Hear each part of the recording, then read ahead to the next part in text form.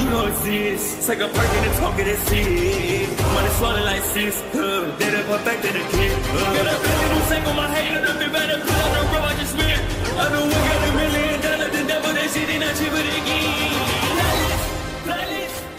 Hello and welcome back, fellow anime lovers, to MangaMuse. I am delighted to have you join us once again in the world of fanfiction and fantasy. This is the 8th part of What If Deku and Hero Academia joins Power Rangers. Smash the like, share and subscribe button for more. Also press the bell icon so that you never miss such great parts. Thanks for the introduction. Now let's dive into the world. Amamiya resident morning. Ren smiled, looking at his reflection in the mirror as he got dressed for school. He also helped Eri get dressed as well with the clothes he bought for her yesterday. Eri's outfit was a frilled collar and a plain red pinafore with 2 large, golden buttons on either side of her chest. Under this, she wears gray tights, a large set of tan boots, and a small dark red messenger bag with the strap sitting over her right shoulder, and a little floral pattern decorating one of its sides. Her hair also looks to be better cared for, appearing straighter and neater than it was during her time with the shy Hasekai. They almost look like siblings, Holo Tommy thought with a smile. There, that should do it, Ren said standing up.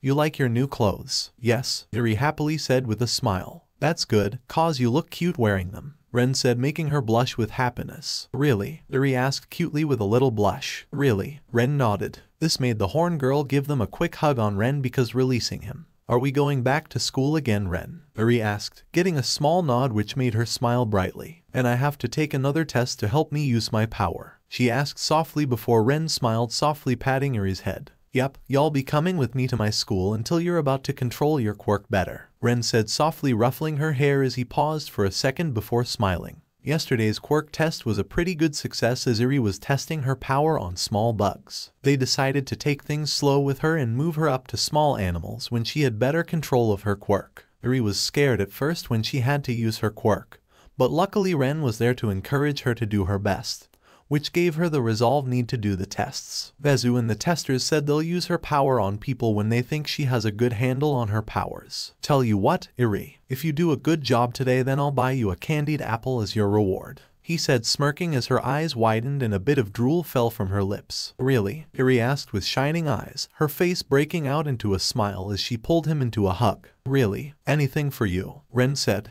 Ren learned that Eri's favorite food was apples and wanted to do something special for her. So are you ready for another day of school? Ren asked, feeling her nod against his shoulder as she hugged him tighter before pulling back, eyes still shining with excitement at the promise of candied apples as she went back to coloring. Smiling at his little sister, Ren rechecked his room before nodding to himself, patting Eri's head again before grabbing her hands and stepping out of his room with her, making his way to the front door of his house as Kenji gave them their lunches and goodbye as they stepped out the door. Alright, wait a second, Eri. I going call a friend to give as a ride, Ren said, letting go of her hand. A friend? Eri asked in curiosity. Yup, he's a nice guy, and you're going to love to meet him, Ren said before holding up his morpher close to his face. Hey Cruz, get out here. Then someone teleported in a green data, and what came from it was a humanoid robot with the face of a cheetah on its back, with the face of a dashboard, and the handles right behind its head. It was the Beastbot Cruz. Hey Ren, it's good to see you again, Cruz said, waving at him. Hey, Cruz, Ren said as Eri hid behind him in fear as Cruz noticed this. So Ren, who's the little girl? Cruz asking. Oh, this is Eri, my new little sister, Ren said to the Beastbot. Come on Eri, don't be shy. Ren encouraged her by patting her back a few times. Eri moved in front of Ren slowly as she was scared of getting close to Cruz. Hello, Eri said with a shy voice. Hey there Eri, my name is. Cruz paused for a brief moment as he forgot his own name. Wait, what is it again? He asked in confusion. Your name is Cruz, Ren said as this Beastbot was pretty forgetful at times. That's right, I'm Cruz, Cruz happily shouted as he remembered his name. I'm a Beastbot, Cruz, a robotic companion for Devon. Who's Devon? Eri asked Ren. Well, Devon was the red beast morpher ranger and Cruz's partner, but I inherited Cruzy from Devon, so now he's my partner, Ren explained to her. Yup, even though Devon isn't here anymore, I will help Ren and the other rangers in any way I can, Cruz said to her. And that also includes you. He stopped as he forgot her name. Eri Cruz, Ren said. Yes, right, Eri, Cruz said, getting it right. This caused the little girl to giggle at how silly the Beastbot was acting. Ha ha ha, he's funny, Eri said while laughing. Oh, thanks, Cruz happily said while laughing too. See, I told you, you would like him. Ren said, pushing her closer to Cruz as she was no longer scared of him. Cruz is different, a fun robot to be around. Holo Tommy said with a smile as he watched Cruz and Eri talk with each other. Yeah, and it helps with everything she's been through. Ren agreed. Once they were done, Cruz looked at Ren and asked, since you call me, does that mean you need a ride to school? That's right. Ren nodded in response. Then say no more, cause Cruz is on the job. Cruz shouted with pride before taking a few steps back. Watch this, Eri. Cruz then immediately did a backflip before transforming into a motorcycle. It was a red motorcycle whose front was shaped like a cheetah with a gold plate over it. Wow, that's so cool-o. Eri yelled out in excitement as she thought it was cool. I knew you would like it, Cruz said in his motorcycle form. So, Eri, Ren said, walking up to her with 2 helmets. Do you want to take Cruz for a ride? She then grew a big smile on her face and answered. Yes, Eri yelled with sparkles coming out of her eyes. Okay, then. But first, put this on. It'll protect your head. Ren said, putting a helmet on her head and then putting his on his own. Then he picked Eri up and placed her in front of the bike as he got behind her to make sure she didn't fall off. Be sure to hang on tight so you don't fall. Okay, Eri, Ren said to her. Okay, Ren, Eri said to her brother while holding on to him as she was looking forward to this. Cruz, let's ride, Ren said to his partner. You got it, Cruz said as Ren pulled the handle on the accelerator and drove off to UA High School front entrance morning. As Ren was riding on his bike to school, he suddenly stopped down the road as he saw something right in front of the school gate. What the hell? Ren muttered as he parked his bike around the corner of the school. What's going on? Cruz asked in confusion. In front of UA were about 3 dozen reporters, all with cameras and microphones in hand, gathering around students and asking them questions. However, they only seemed to talk to any student from the hero course or a pro-hero teacher. Media, they're always troublesome, Holo Tommy stated as the reporters walked toward Ren's classmates. This is why we immediately leave after a fight. They are relentless. The news that All Might had been hired as a faculty member at UA took the entire nation by surprise. Naturally, the media swarmed the school in search of a story. Everyone wanted to get their hands on All Might. Yeah, everyone. Hey, can you tell us what it's like to work so closely with All Might? A lady reporter asked Midoriya. Sorry, I have to go to the nurse's office. Yeah, right away, Midoriya responded as he backed away from the crowd. The next student lady asked was Uraraka. Are you one of All Might's students? What does the symbol of peace look like in person? Uraraka was unsure what to say. He got some big muscles. The next student was Ida. What are you learning from the #1 hero? It redoubles my awareness of the fact that I'm enrolled where I can reap the awards of the pinnacle of hero training. Ida answered with a serious tone. It goes with saying that his authority or mien are awe-inspiring, but so too are qualities such as his sense of humor. Now that we students will be constantly exposed to such an impressive role model, we will be able to study what one needs to possess in order to match the definition of a pro-hero. And furthermore, as he continues to explain, the endless answer was getting boring for the reporters and cameramen, so they just walked away to talk to another student. Too long-winded. Long earlobes. Is All Might up to the task of teaching you all? The reporter said, interrupting Ada.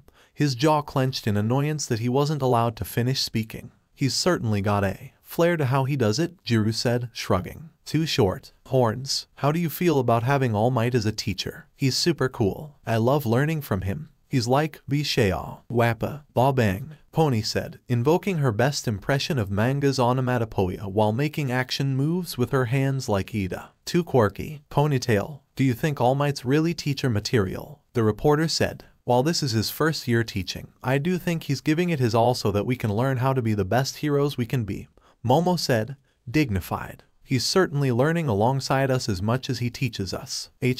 Better, but a bit too dignified, and we need more answers. Sharp teeth. Is All Might everything you expected to be? The reporter said, turning towards Setsuna. Momo raised an eyebrow at what the reporter meant by that comment. Well, I guess I'd have to say that Setsuna plucked her head up a bit off her neck, losing my head over how great he is. The next student was none other than Bakugou. Hey kid, are you in? Wait, you're that kid from the sludge villain incident. What's All Might like? Piss off, you uncultured swines, Bakugou yelled, which surprised and shocked everyone. So what can tell us about All Might? A reporter brought a microphone up to Yui. Yui just stared at the microphone and reporter with a blank expression like usual, then just walked away from him without saying a single word. Hey wait miss. The reporter called out to the girl, but with no luck. Annoying. Ren shook his head to this as he took off his helmet along with Eri's. You can say that again, Cruz commented. Those people are scary, Eri said, holding on to him. There's nothing to worry about, Eri. I would let them hurt you, Ren said, comforting his sister. Well, someone said next to Ren, making him turn.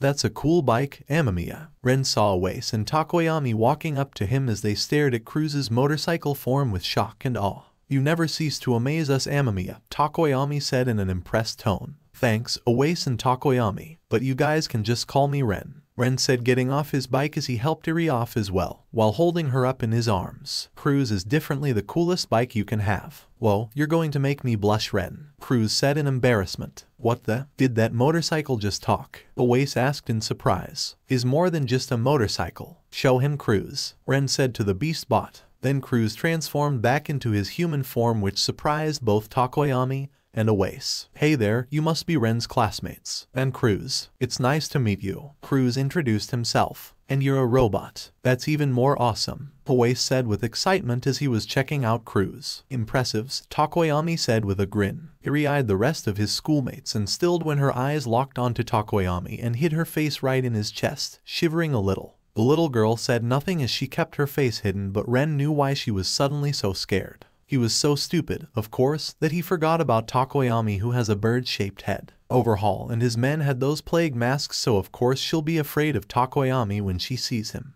Gently rubbing the back of her head, he spoke in a gentle tone. Eri, Tokoyami is from a clan that protects children from the bad birds, Ren said. Tokoyami looked confused as to why Ren was saying such things, but didn't say anything because he knew the ranger had a reason. Eri lifted her head up to look at her brother with small tears in her eyes. He wiped her eyes with his sleeve. Yep, their clan loves children and punishes those who hurt or make children cry, Ren said with a comforting smile. Yeah, this guy over will hunt down anyone who makes a child cry. Oase throws in his support to help Eri. Eri's eyes widened before turning her attention to Tokoyami with a sparkle in her eyes. Nice Tori, she said, looking at him in awe. Tokoyami didn't know how to respond, but a nod from Ren allowed him to speak. That's right, the banquet of darkness can't get to you while I'm here. Eri gave him a kind smile. Thank you, Tori. Tokoyami smiled back at the little girl. You're welcome. Ah, he's smiled, Cruz said to him. You should smile more often, Oase told him while lightly slapping his shoulders. It makes you more appealing.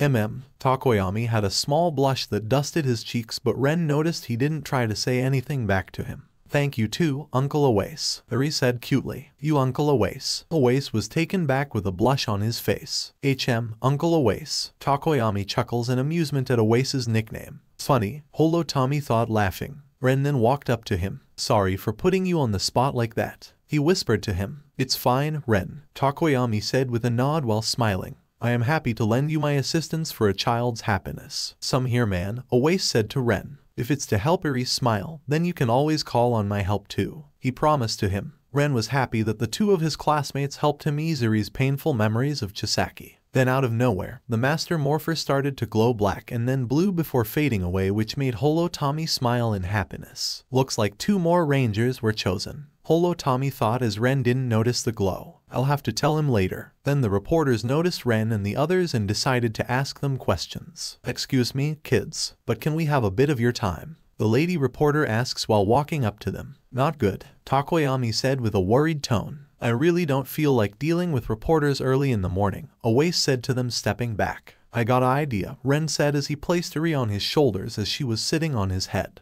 Eri, hang on tight to me. Okay, Eri nodded. Cruz, wrap your arms around my waist, Ren said. On it. Cruz did what Ren said as he held on behind him. Then Ren grabbed onto Tokoyami and Oase's arms. You two trust me? Ren asked them. Of course, dude, Oase said without question. Without a doubt, Tokoyami said, putting his fate into Ren. Okay, then hang on, Ren said to them. Before the reporters could reach them, Ren leaped into the air high like a rabbit over the reporters' heads, surprising them while holding on to Tokoyami and Oase with Eri and Cruz holding on to him. He then landed right next to the gate as he let go of his classmates' arms and Cruz unwrapped his arms around Ren's waist, all while the reporters were looking dumbstruck at them. Nice jump, Ren, Oase compliments the ranger. It's all thanks to my jackrabbit DNA, Ren said, holding on to Eri's legs while she enjoyed the little jump. The superhuman agility belonged to Zoe Reeves, the yellow beast morpher ranger. Due to being linked with jackrabbit DNA, Zoe can jump at incredible heights, even surpassing other superhuman rangers, just like on the quirk assessment test, Tokoyami said in an impressed tone. More or less, Ren shrugged his shoulder as he used a different ranger ability on the quirk assessment test. Wait, just a few more quests. A woman reporter ran up to them but was cut off as Aizawa himself stood in the woman's way of his students. Cut the feed, she said quickly to her cameraman, who quickly did so. Why don't you look a little more presentable? Aren't you a pro hero? Aizawa simply waved her off. I don't care about my look, he said as he looked at the other reporters. You're interfering with our lessons here, so kindly vacate the premises. Then he looked at the three boys, plus Cruz and Eri. All of you inside now, he ordered them. Without saying a word, they quickly walked inside the front gate of the school, all while Aizawa was dealing with the media. Excuse me sir, could you get All Might for us? The woman asked Aizawa, as she and the other reporters were creeped out by Aizawa's appearance. All Might's not on campus today. Now get out of here. You've disturbed my students enough already, Aizawa said as he walked back into the campus. But my viewers want to know how he's adjusting to life as a teacher. I think I've seen the guy somewhere before. Where? I don't know, but he's a bit scruffy for a hero. A few reporters began clamoring. How does All Might ever get anything done with this media circus stepping on his cape? Aizawa thought as he ignored the resistant press. Bring All Might out or I'll do it myself, the female reporter said, frustrated as she tried to walk into the campus. Her cameraman tried to stop her before the front gate activated and multiple steel walls sprouted upwards, closing the gate completely. Hey, what's happening? The female reporter yelled, terrified. Don't you know about the school's defenses? This gate is the UA barrier, the cameraman told the reporter. Defenses? It practically killed me, the reporter yelled, still scared. Yeah, well, it's designed to stop anyone who doesn't have ID or a special pass from entering the campus. Guess it worked. Apparently there are security sensors all over the place, the cameraman explained. Yes, UA is a top-notch school in not just academics and heroics, but also in student safety, with professional heroes as teachers to serve as security, and the legendary recovery girl to heal wounds in an instant. UA has an impeccable record of student health. They went above and beyond with their security system, which would put even a national bank's security to shame. Tall walls interwoven with a state-of-the-art security grid encircled the entire campus. This wall registers even the slightest touch, sending warnings to UA's security detail. If someone without clearance or a UA identification card attempts to illegally enter through the gate, the large metal doors will shoot from the top and bottom to form a metal seal that is nearly impervious to any type of breaching technology. The veteran reporters know this door well and have somewhat lovingly nicknamed it the Slammer after the tendency of new and ambitious reporters attempting to cross the gate, only for the gate to slam shut on them, forcing everyone on their asses. Keeping the public out, this school thinks it's untouchable. The least they could do is grant me one interview, the female reporter said, frustrated. I know, right? We've been here for 2 days, and I don't have a single comment on the record yet, another reporter agreed. While they were complaining about UA's strict security and obsession with interviewing All Might, a black hooded man was watching from afar as he had something in his mind. Meanwhile, on the other side of the gate. What's up with the gate? Oase asked, eyeing the big closed gate. It's a system that locks out anyone without a school ID or a visitor's pass, Aizawa explained dryly. Ren looked at the steel door with a raised brow. Kind of feels like we're in prison now, the teen muttered as Eri looked up in awe. Trust me, it's needed to block off those vultures, the teacher muttered as he walked next to Ren. Makes sense, Takoyami agreed with his eyes closed as the press were like vultures. It was no secret that the media was ruthless when it came to heroes. One bad move on camera or you say the wrong thing and your status as a hero could go seriously down the drain. Some heroes don't care about their public image, but it is a fact that the less popular a hero is, paid less by the government. Now get to your classrooms, you're wasting time standing here, Aizawa said to them. Yes sir, they said before walking off to their classrooms. Cruz, what are you going to do? Ren asked his partner. I think I'll go explore the campus a bit, Cruz said to him. Okay, but try not to get into trouble, Ren said. Okay, Cruz said before walking off in a different direction. Later guys, the others gave their goodbyes to the Beast Bot and went to class. UA high school classroom one morning. The bell rang as every student went to their respective classrooms. Ren was sitting at his desk with Eri right by his side as he was talking to his team along with the newest addition Momoya Irazu, who agreed to join their team.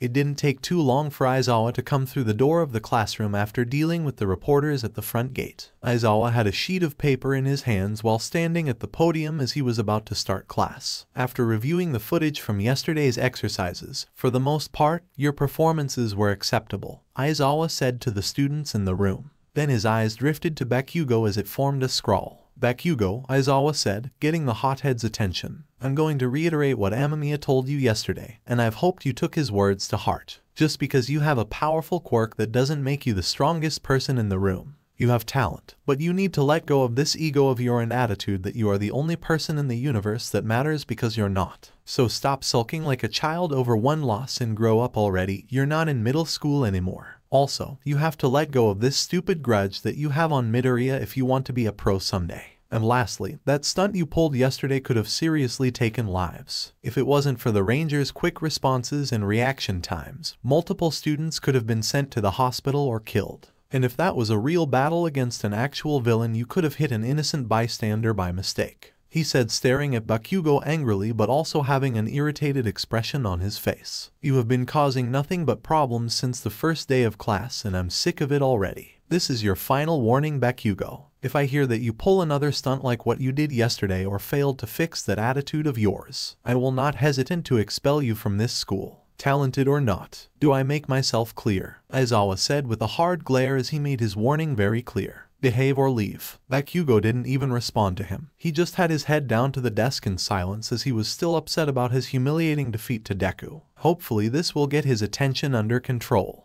Tommy thought as he hoped that Bakugou would change before he did something he'd regret in the future. Midoriya knew that even if Aizawa told him, all of this would still go over Bakugou's head. Bakugou's pride won't allow him to take that lecture to heart. Now for your punishment that I and the principal have determined is that you'll be cleaning both 1A and 1B classrooms every day until the semester is done. 3 months of detention, 1 month of community service, anger management classes with Hound Dog until you get your anger issues under control. Forbidden from taking any part of the hero course training for 2 weeks, and write a 1-page apology paper on how irresponsible it was for you to fire a deadly blast that could have killed your classmates, Aizawa said with a glare at his student as this was the punishment that him and Nezu determined yesterday. Concern yourself lucky that I'm letting you off easy because next time the punishment will be more brutal. He continued sternly. Pretty fitting punishment instead of being expelled.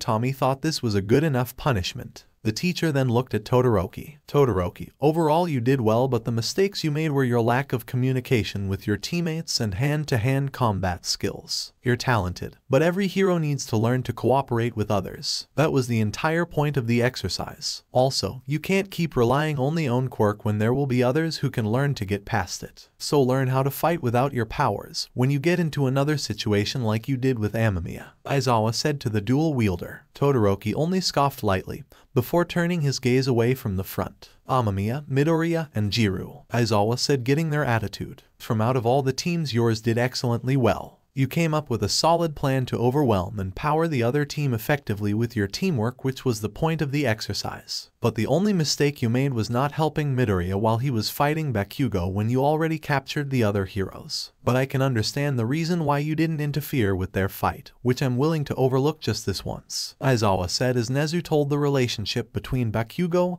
and Midoriya. Next time don't just watch when your teammate is fighting an opponent alone. But overall you did a good job, so keep it up. Aizawa congratulated the Rangers with a tiny smile. Yes, sir, they responded to him. He then looked at Yaoyorozu before speaking. Yaoyorozu, despite your teammates' lack of teamwork, you still handle yourself pretty well out there. But your lack of knowledge when it comes to using the weapons you make is why you'd lose. If you don't know how to use them properly, then they're just worthless. So I suggest you ask Amamiya or the Rangers to help to learn how to use weapons more effectively, Aizawa suggested to her. Yes, Mr. Aizawa, Momo said as she acknowledged her lack of experience when it comes to using weapons. Also, I heard that you were made into Power Rangers yesterday. Congratulations, and be sure to use your new powers rationally, Aizawa said, surprising the whole class except the Rangers. What? Most of the class shouted. Thank you, sir. I'll be sure to live up to the responsibility that was given to me, Momo happily said with pride. Yeah, Momo a Power Ranger, Mina cried out in surprise. When then that happened? Sato asked. Seen yesterday, Ren said, getting everyone's attention. She had the potential and was made into a ranger. Does that mean we can become rangers too? Uraraka asked in curiosity. That's not for me to decide, Ren said to them. What do you mean by that? Shoji asked him until Aizawa spoke. Enough talk. We're in class, Aizawa said, ending the conversation, as he continued to give his review about everyone's performance yesterday during combat training. After Aizawa finished rattling off a bunch of other suggestions to improve his students, he He put down his notes and stared blankly at the class. Alright, now with that out of the way, let's get down to business. Our first task will decide your future, Aizawa informed them. Is it another quirk test? They all thought in worry. You all need to pick a class representative, Aizawa told the students. Oh, good, just normal school stuff. The students thought together with relaxed smiles. Kirishima volunteered first. Pick me, guys. I want to be a class prez. I'll take it, Kaminari said with his hand raised. Yeah, you're gonna need me, Jiru said, raising her right. Someone with a magnifique style would be the Aoyama was interrupted by Ashido. Pick me, for I am the acid queen, Ashido announced, jumping around like a child. Pick me, and you'll be in heaven. Here, Mainta creepily said. Hey, let me do it. I could lead these bunch of extras, Bakugou shouted as his eyes were white in aggression and he stood out of his seat. In a normal classroom, a representative's duties would just be a lot of extra work, but here in the hero course there's more to it. It's a way to get picked by agencies and prove you can lead a team like a real pro, Midoriya thought as he slowly raised his hand, while everyone kept yelling for them to be the class rep. Ren saw his classmates volunteer for the position of class rep and vice rep. Truth be told, both positions aren't exactly as good as they think. Both positions require both of the reps to do a lot of work and go to scheduled meetings, something that he didn't want to do. He has his Power Rangers duties and Eri to take care of, plus it also cuts into his gaming time. Everyone wants to be class representative, Ren thought as he had no interest in being a class rep. Ren, what's a class representative? Eri asked in curiosity. It's basically someone in charge of leading the whole class. Ren answered her. I see, Eri said with a nod, now understanding. Silence, everyone, please, Ida shouted as everyone stopped shouting and looked at him. The class representative's duty is to lead others. That's not something anyone could just do. You must first have the trust of every student in the classroom. Therefore, the most logical way to fill this position is democratically. We will hold an election to choose our leader, Ida claimed, raising his hand. It's pretty obvious you want us to vote for you. They all fought in unison. Furthermore, Ren started. There must be checks and balances to the position. If the class representative is going to pass a policy, then they cannot do it unilaterally, for that is undemocratic. The policy must be discussed amongst the class and passed with a majority vote of 11. But the policy can be vetoed, in which case the policy must then be passed with a supermajority vote of 15. Additionally, if the class representative abuses their power or is deemed unfit for the role, then the class should be able to impeach them and select a new representative, he explained to the class. Everybody automatically looked over at Bakugou, who snarled like an animal as he was giving everyone a death glare. Agreed. Ida, Midoriya, and Momo replied unanimously.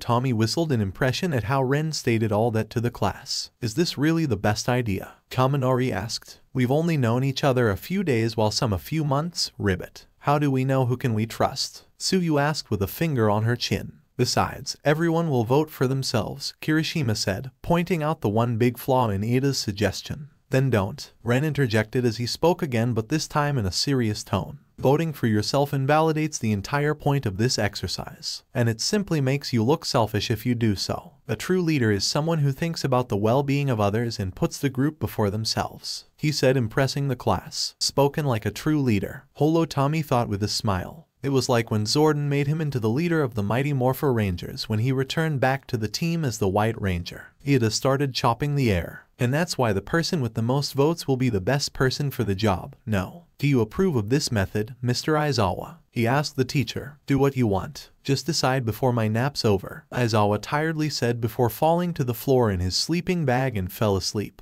Thank you for your trust, Ida said with a brow. Eri blinked at Aizawa in his yellow sleeping bag. What is he doing, Ren? Sleeping apparently, Ren said. Ahead of the curve, Momo had created a ballot box and 21 small pieces of paper that she handed around to every person in the class, telling them to write down the name of whoever they deemed suitable to be, prompting Bakugou to snap at her about telling him what to do. A person who fits being a leader, Ren thought. He instinctively looked back and glazed at Momo, who did the same thing. Both were surprised to see that the other was looking across the room and seeing that they had the same thoughts as they smiled at one another. If anyone deserves to be class representative, it's Momo. Ren thought that his second-in-command was perfect for the job as he wrote down her name. As much as I want to be the class representative, Ren would do a better job than me, Momo thought as she thought her leader was the right choice as she wrote his name down. It took less than 5 minutes for the ballots to be collected and counted to see who would represent the class. Election results. Ren Amamiya 13, Momo Yaoyorozu 4, Izukumidoriya 3, Tatsuki Bakugou 1, Ajiro Mashirao 0, Shototodoroki 0, Ijiro Kirishima 0, Minoru Minta 0, Koji Koda 0, Mizo Shoji 0, Kyoka Jiru 0, Suyu Asui 0, Achako Yurikara 0, Tenya Ida 0, Denki Kaminari 0, Hantasiro 0, Fumikage Takoyami 0, Rikido Sato 0, Mina Ashido 0, Yuga Aoyama 0. To Ren's surprise, almost everyone in the class voted for him. Momo had 4 votes with Midoriya following up with 3 votes each, and Bakugou had 1 vote, which was pretty obvious that he voted for himself. I got 13 votes, Ren thought in surprise. How did I get 3 votes? Midoriya was in shock and disbelief. You've got to be freaking kidding me. Who the hell voted for the quirkless wannabe? Bakugou was furious that Ren became the class representative, which is the #1 in the classroom. Everyone in the class just gave him "Are you serious?" look. Well, at least it's better than voting for you, Siro stated. What? Bakugou yelled. It's true. There's no way anyone would vote for somebody angry as a dog, Suyu stated. What did you say, Frogface? Bakugou was pissed at the comparison. You're just proving her point, dude, Kirishima stated, attempting to calm Bakugou down. While Bakugou was yelling at the class, Uraraka and Toru thought were looking at their rights and whistling casually. Maybe I'll just keep my vote to myself for now, Uraraka and Toru both thought. Ida let out a cry of anguish and faceplanted his desk. Gah, nobody voted for me. I guess it should have been expected given my insistence. Shoji just looked at the trembling blue-haired teen in confusion. You wanted that role so badly, Ida. But what are you doing? Minta gritted his teeth and held a fist to his chest. I didn't position, damn it. Life is so unfair. Seriously, you guys. Why me? Ren asked the room of students. Not only had he gotten votes, he'd gotten 13 of them. More than half of the freaking class had voted him into the position. Come on, man, Kirishima said with an ear-to-ear grin. Like we'd vote for anyone else. He then noticed the way Momo seemed to deflate a little. No offense, Yurazu, he added hastily. None taken. Momo sighed out, before giving Ren a shy grin. Besides, I voted for you too. Yeah, leader, how is this surprising? Especially with the way you took over the lessons yesterday and gave everyone good advice. Gyro said cheekily. I swear to every god out there. Ren grumbled out. Those who wish to rule should inherently not, but those with the ability to lead, without the desire, are the most capable. Takoyami preached from the back. Ren glared at him. You're not helping. He snarked back, but Takoyami just smirked. I really can't see anyone else besides you leading the class, Mina said to him with a grin. Not only that, but you are the leader of your own team after all, Ajiro said to him. Ren's facepalm at how everyone has so much trust in him before felt a tug on his jacket as he looked at Eri. So does that mean you're leading the class? Eri asked him. Ren just sighed in defeat as he accepted this. It looks like it, he said. Eri gave a big bright smile as she was happy for Ren being the class representative and gave him a hug, who returned the favor with his own little hug, which made the class squeal at the cute sight before them. Eri showed her face a little to his classmates and he instantly saw hearts in the girl's eyes. Even some of the boys blushed a little. So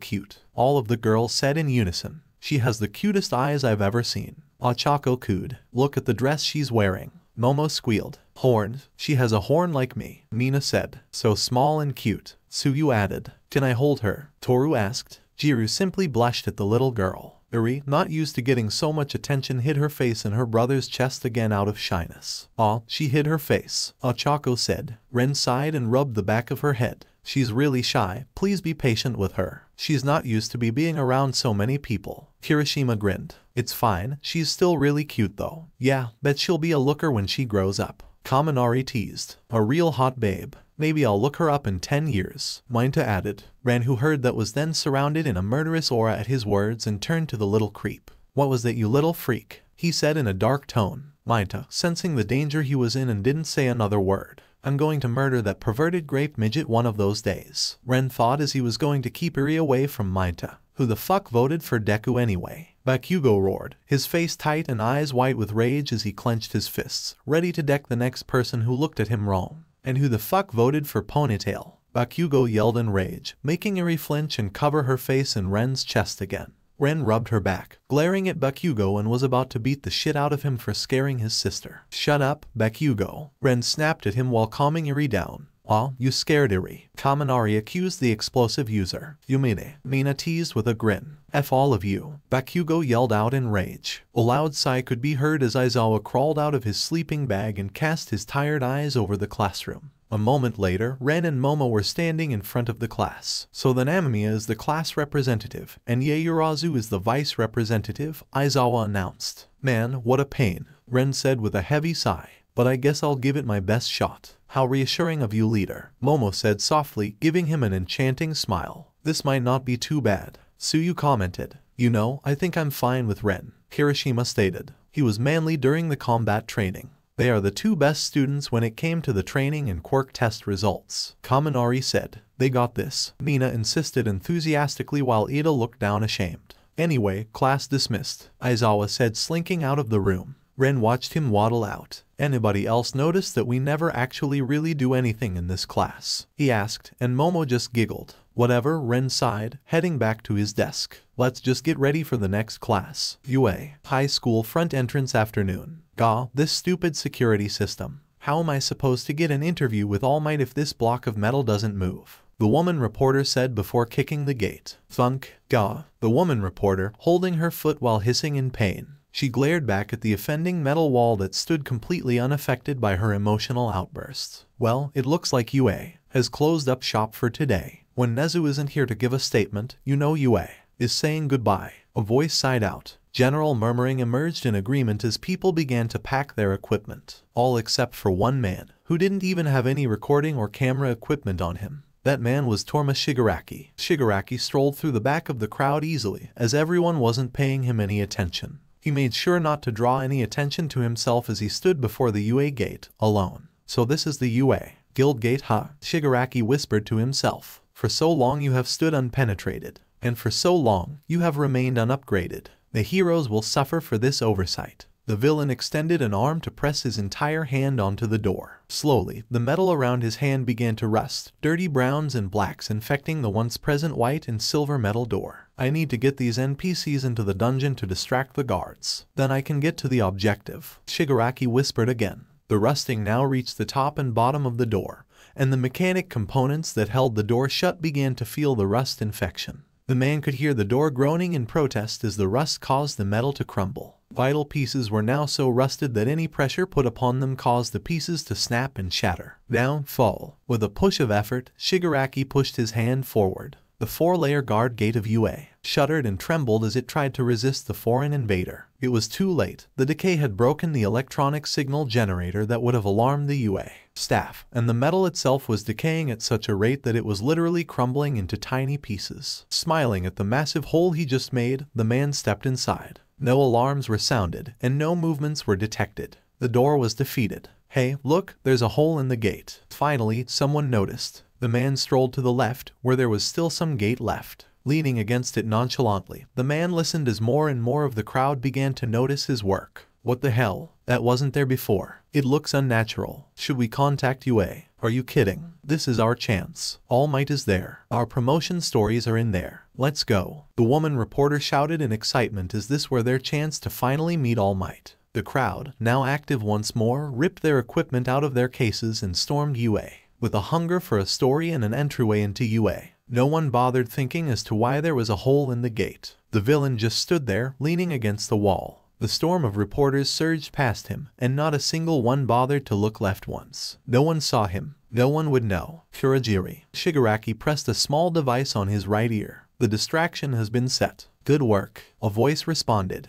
A small Inkai black portal began to open up beside the man. "Make it quick. I estimate 4.5 minutes before the heroes can mount a proper response," Kurajiri said to his boss. The man stepped into the Inkai hole, and then it disappeared. With no cameras or personnel to see the portal itself, it's as if it never was there to begin with. UA High School Cafeteria Afternoon. A few moments earlier, it was lunchtime, and the students were seen eating lunch in the cafeteria. "It's always so crowded in here," Nina said. "That's because students in the support, management, and hero courses share the same cafeteria," Ida answered. "Makes sense," Jiru said, twirling a jack around her finger as she nonchalantly scooped food into her mouth.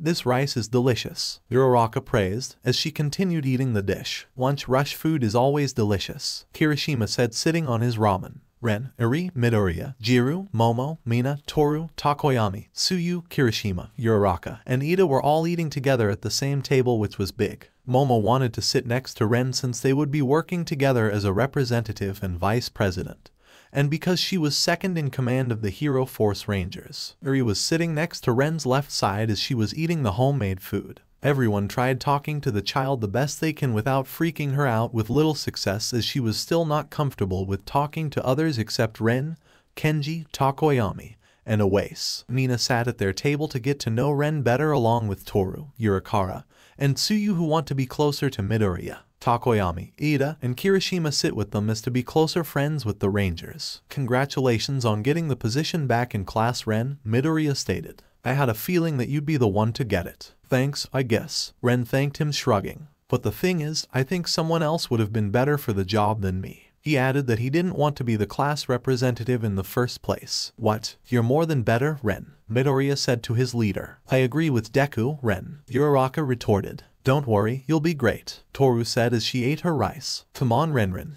You are the only one right for the job, Mina said with a smile. Yes, someone with your caliber will do just fine as a representative, Takoyami said in agreement as he ate his food. I'm pretty sure it was that speech you gave yesterday, and how you lead your team to beat others is what made people vote for you, Ribbit, Tsuyu said, thinking that was why Ren won. I doubt anyone else in the class wouldn't be more suitable than you, Jiru said, drinking her soda. Yeah, bro, you have what it takes to lead others and inspire them, Kirishima said, smiling at him and giving him a determined nod. Indeed, Ada stated. You've got the guts and judgment when it counts, Ren. I voted for you because I knew you had it in you to carry us through. My statement proves correct when you beat the hero team because of your leadership and intellect. I as well. Momo nodded and agreed. It was thanks to your leadership that your team won against ours. Not to mention that you moved us out of the way of Bakugou's blast, she honestly said to him. I only did what any other person would have done in that situation, Ren said to her. But since everyone thinks I'm the right guy for the job, I'll give it my best shot. He then opened a can of juice for Eri to drink. This just shows how much people have faith in you,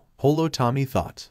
There's my favorite crew, Setsuna said as she, Kendo, Awase, Yui, Ryuko, and Pony made their way to their table with their own food. It's Class 1B, Tsuyu said as they sat down at their table. Let me guess, you guys chose your class rep, too, Kendo guessed. Yep, we voted, and me and Momo got votes in the class, which made me class rep and her vice rep, Ren explained. Makes sense, I mean you're the leader of our team, and yeah, Momo is second in command for her smarts, Kendo said about them, surprising the table of students except the Rangers. Thanks, Kendo, I'll be sure to do my best as vice representative and second in command of the Hero Force Rangers, Momo said to her new friend. Wait a minute, Kendo, do you just say team? Ryuko asked in curiosity. That's right, you all don't know yet, Jiru said as she realized. Me and Yaoyorozu were made into Power Rangers yesterday and joined the Hero Force Rangers. Kendo then pulled out her morpher to show them along with Momo. You're Power Rangers too, Awase said in surprise. That's manly, Kirishima yelled out. Congratulations, Kendo and Yaoyorozu, on being Rangers, Pony said to her friends. Thank you, Pony, Momo said with a smile. It's nothing really. I'm just honored to be a part of something bigger than being a hero, Kendo said, looking at her morpher. Setsuna then moved closer to Ren and asked, So hey, Ren, you think I couldn't be a ranger too? Sorry, but it's not my choice to make, Ren said to the dinosaur lover. Damn, well it was worth a shot, she said with a toothy grin as she moved back to her chair. But still, that was smart. We decided by rock, paper, scissors, and Kendo won the whole thing with Shota coming in second, Setsuna said. As the class won, I immediately understood her words. I wish I did better than sixth, Pony lamented. My siblings and friends are gonna make fun of me for losing when I'm the rock, paper, scissors champion. Hey, at least you didn't get kicked off in the first round like me, Awase sadly said at his rotten luck. I had no interest in being class representative, Ryuko said. Yui nodded in agreement as she didn't want the job either. By the way, didn't you want to be class rep really bad, Ida? I mean, you do look the part because of the glasses, Uraraka stated. That's not exactly how we should be choosing our rep, everyone at the table thought with a sweat drop. Hahaha, glasses. Mina laughs along with Pony, Setsuna, and Toru. Wanting a job and being suited to it are quite different things, Ida remarked. Observing the Ida family's hero agency has taught me that much. Agency, the table of students repeated. Hold on, what does your family do? Midoriya asked. Midoriya. Kendo reminded her teammate. He said hero agency. Correct, Ida confirmed, realizing that he just put some extra attention on himself. You're so proper, Ida, Kirishima complimented. You know, I've been wondering something about you, Mina said. Admit it, Ida. You're filthy rich. With the way you behave, I wouldn't be surprised if you did. Yui commented to him. Yeah, you're always going on about honor and stuff, Setsuna stated. I might be wrong, but are you from an upper-class family like Yaoyorozu, Ida? He does give off that importance of someone who comes from a high-class family, Takoyami said with a nod. Ida looked a bit nervous about the subject. I was afraid people would treat me differently if they knew about my family. That comment made Midoriya, Pony, and Uraraka just want to know more, and Ida ended up budging. But if I must talk about such things, then yes, I'm from a family that's been in heroics for generations. I'm currently the second son, Ida said, getting a surprised look from everyone. Have you ever heard of the Turbo hero in Neum? Turbo? Ren immediately thought of the Turbo Rangers. Tommy chuckled. Somehow, that reminded me of my old team. Midoriya's eyes widen as a grin crosses his face. Of course, man. That's the super popular hero whose Tokyo office has hired as many as 65 sidekicks, he said in excitement as the others stared at him. Sorry, I keep up with a lot of hero news and trivia. No, that's impressive that you know, Oase said, grinning. So I guess being a hero runs in the family, huh, Ida? But if your name is Tenya, then does that mean? Kendo said before connecting the dots. You're quite knowledgeable, Ida said as he swelled with pride. Why, that's correct. And he's my big brother, he said, getting a shocked look from everyone at the table. That's so manly that your older brother is a hero. Kirishima was impressed. Man, to think someone in our class was actually related to a hero, Jiru muttered with a small chuckle. I guess that explains why you're always so proper, she said before tilting her head. Actually, I think that's more on his own personality, Momo muttered to her, making her teammate pause before nodding. So you want to be a hero just like your brother Ida? Ida nodded with a smile on his face. Yes, my brother is known for following the rules and guiding the people. I aspire to be a hero just like him. Everyone at the table gave Ida a smile at his little speech and the type of hero he wanted to be. You know, Ida, you actually reminded me of another Power Ranger I know, Ren said, getting everyone's attention. In fact, you two are downright similar to each other in your personals and how you aspire to be great heroes just like your family. I do. Who is this ranger that you speak of? Ida asked as he was interested in learning about this ranger as well as the others along with Eri. He's a member of the Power Rangers SPD, Ren said to them. SPD? Pony asked in curiosity. Yeah, you see, they are a group of police and law enforcement officers called Space Patrol Delta, or SPD for short. There was a cadet named Schuyler Tate, or as he liked to be called, Sky. He dreamed of being a Red Ranger, a leader of a team. Just like you, Ida, Ren said to them. Really? Ida asked in surprise. Ren nodded in response. But what makes him similar to Ida? Takoyami asked with interest. Well, you see, Sky's father was a Red Ranger and Sky's hero, so Sky wanted to grow up to be just like him. So when Sky came of age, he joined SPD and trained to be a ranger just like his father, Ren said, making everyone smile with interest. Wow, he really does sound a lot like Ida, Irakara said with a smile. Ida became a hero because of his brother and Sky did it for his father, Setsuna said as she noticed that family was their drive to being heroes. Eri eyes lit up in admiration at learning about a new ranger. I see, someone else who wanted to live up to their family's heroic footsteps. I would have loved to meet this Sky in person, Ida happily said, clapping his hands. But why did he want to be the Red Ranger? Toru asked. Because red is the most manly color, Kirishima shouted. No, because Sky wanted to honor his father's memory by becoming the Red Ranger like his dad. Ren responded in a sad tone, dropping the mood as the others looked worried. What happened to his father? Ryuko asked in concern. Sky's father. He died in the line of duty to bring in a dangerous criminal named Murloc. Murloc was captured and locked away in prison for his crimes, but Sky's father didn't survive his battle with Murloc. Sky was only a kid when this incident occurred. Ren explained to the heroes in training and gasped in response, except for the Rangers who already knew. His father was killed by a villain, Eda said in disbelief. Oh my goodness, Tsuyu said with a shocked expression. That's so sad, to lose your parent at such a young age, Ryuko said with her eyes down. Poor Sky, Eri sadly said, almost crying until Ren pulled his sister in to comfort her. It's okay, Eri, Ren softly said while holding her in his arms, which calmed her down. It's unfortunate that something like that happened to Sky's father, but that's the life of a hero for you, Kendo said with a bitter expression. Indeed, Takoyami agreed with a nod with his eyes closed as he honored Sky's father's sacrifice. The path of a hero is not a simple one. We should expect something like this to happen to most heroes. Well, with a background like that and Sky's determination to live up to his father's legacy, I'm pretty sure his superiors made him a ranger. Ada theorized. Oh, Sky was made into a Power Ranger all right. But it wasn't the Red Ranger. He became the SPD, Blue Ranger, Ren said, surprising everyone again except for his teammates. What? That's absurd. His father died in the line of duty. Clearly, he should have been given the position of Red Ranger. Ida ranted while chopping his arm in the air. So Ren, if Sky didn't become Red Ranger, who did? Mina inquired. A street thief named Jack Landors. He was headstrong, cocky, and a slacker who had no training, felt no sense of responsibility, and had never even expressed interest in being a leader or a Power Ranger, Ren said, which surprised Ida. What? You're telling me a criminal was made into Ranger and the Red Ranger no less? That's completely unacceptable. Ada complained. Sky would have been the better chance. He'd been training for it all his life. That was his legacy, his birthright. Why wasn't he made Red Ranger? He shouted angrily. Simple Ida. Sky might have had the determination to be the SPD, Red Ranger, but he didn't have the leadership skills or mindset to be one. He wasn't open-minded, he didn't work well with others, and he was always uptight about every little thing.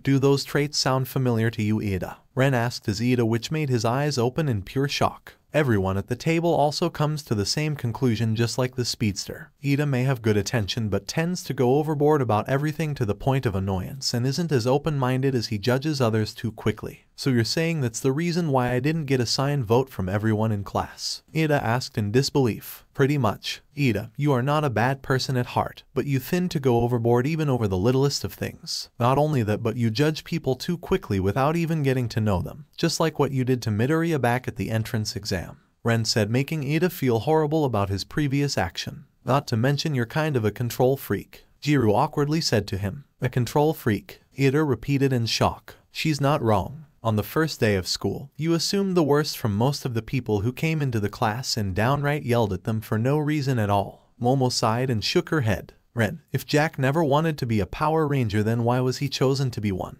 Setsuna questioned. Yeah, why did Jack become the SPD, Red Ranger, if he was a thief? Oase asked curiously. You see, Jack wasn't a thief just because of his own selfishness or for kicks. He wanted to help the homeless. Being a homeless person himself, he would work alongside his best friend Elizabeth Delgado, otherwise known as C, who became the SPD Yellow Ranger to pull robberies so they could give away food and clothes to help the homeless. More or less, they were pulling a Robin Hood. Ren explained that surprised the people who did not know about Rangers was history. So the reason he stole was to help the homeless. Ida said in a shameful voice. If it wasn't for the fact that he was stealing, he would found this very noble. That's pretty sweet of him, Uraraka said as she thought Jack was a cool guy. He broke the law for the sake of others. That's pretty manly that he would go that far to help others. Hiroshima was kind of impressed by Jack. Jack may have his own flaws but has a strong desire to help others, even when it means he breaks the law or puts himself in danger to do so. When SPD caught Jack and Z in their second attempt at steal, a group of villains ambushed the Rangers and completely outnumbered them. Jack could have used that chance to escape and left the Rangers to their fate,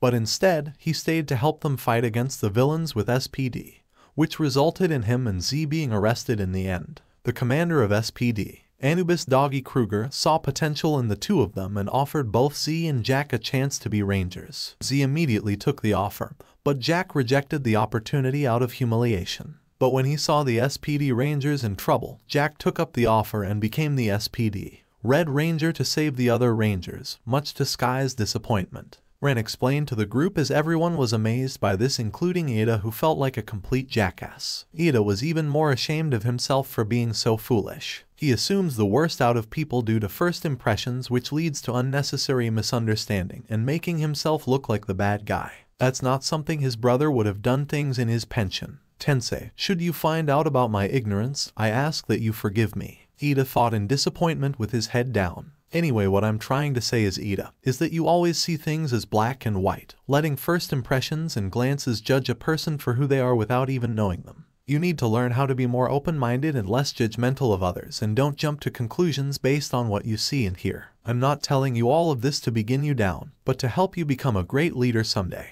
Ren said to the speedster as he looked up at Ren in surprise. Why, you really think I could be a good leader? Ida shuddered to ask. Yeah, I do. Just because you ain't a good leader right now, that doesn't mean you can't be one in the future. I mean, Sky was able to do it and the both of you are pretty similar, Ren said, shrugging his shoulder. What do you mean? Ida asked in confusion. Then Midoriya took over for Ren. You see, Ida, when Jack retired from SPD, their commander promoted Sky to Red Ranger because he saw how much Sky had grown from the person he once was into a suitable leader. During his time as the Blue Ranger, Sky started to open up and become a little less strict, finding a new understanding of his team and developing a strong friendship with them. He even started to think of Jack as a good leader and a great friend. Midoriya explained to him. Really? That's awesome. Pony shouts in happiness. Good for him, Toru said with Tsuyu nodding in agreement. So he fulfills his dream to his father. Ida muttered in awe. He did more than that, Ida, Ren said, getting his attention. He went above and beyond than being the Red Ranger. When Kruger was promoted to Supreme Commander of Space Patrol Delta, Sky took his place as the new commander of SPD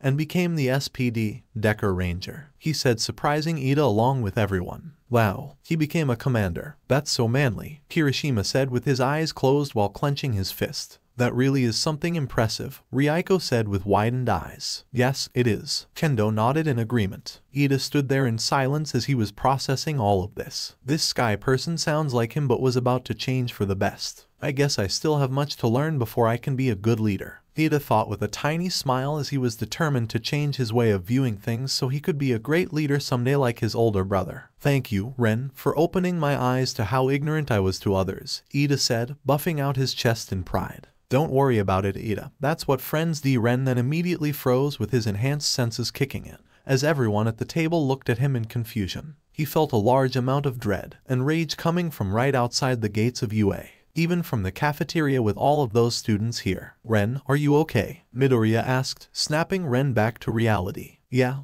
Ren said before being cut off. Beep beep beep beep. Without any warning, an alarm began blaring in the cafeteria, making everyone jump in surprise, with Iri clunking onto Ren in fear. What's going on? Toru was panicking. Security level 3 has been broken. All students please evacuate in an orderly and calm fashion, a robotic voice said over an intercom. Students in all courses got up in concern, third years especially, as they began running towards the exit. Security level 3. What's that? Ida asked, looking at the retreating male student. It means someone's gotten past the gate. That's never happened in my 3 years here. You should book it. The third-year boy shouted as the crowd of retreating students got bigger and bigger before it became a sea of students trying to escape, shoving each other as they tried to get out. Let's get out of here, Mina yelled as the group were running down the halls. This is ridiculous, Ren called out as was holding on to Iri like a baby. She was terrified from hearing the noise, making him growl. He couldn't do anything to calm this crowd down because his hands were full. Instead, he settled for calming Iri's nerves to the best of his ability. We have to find a way to calm this crowd down.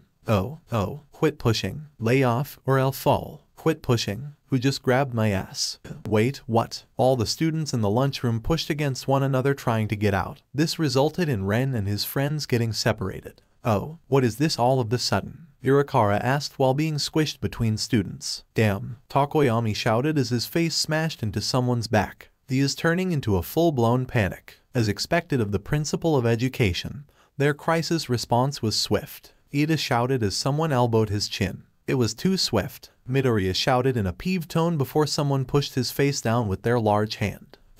Yui said as someone pushed her forward. Gah, what part of this is orderly? Kendo yelled, when Setsuna lifted her into the air by her arms, her lower half still on the ground, having only enough space to get her upper torso up. Oh, Setsuna said as people kept running into her legs and stepping on her feet. These guys really should read a dictionary. Oh, my toes. Oh, someone's touching my ass. That is a whole hand on my ass. It better not be you, Maita. Takoyami, Kendo, Ren, everyone, Awase screamed, looking for his friends. He saw that in the panic of the crowd, they were all separated, being shoved and pushed around in uncomfortable ways. Ida squeezes past the students to check the windows. Who on earth? What's this infiltration about? He looks outside the window and sees the reporters standing in front of the entrance with Aizawa and Present Mike calming them down. Isn't that just the press from earlier? UA, high school front entrance afternoon. Outside the press crowding around Present Mike and Aizawa near the front of UA, as the two pros prevented the media from taking another step forward.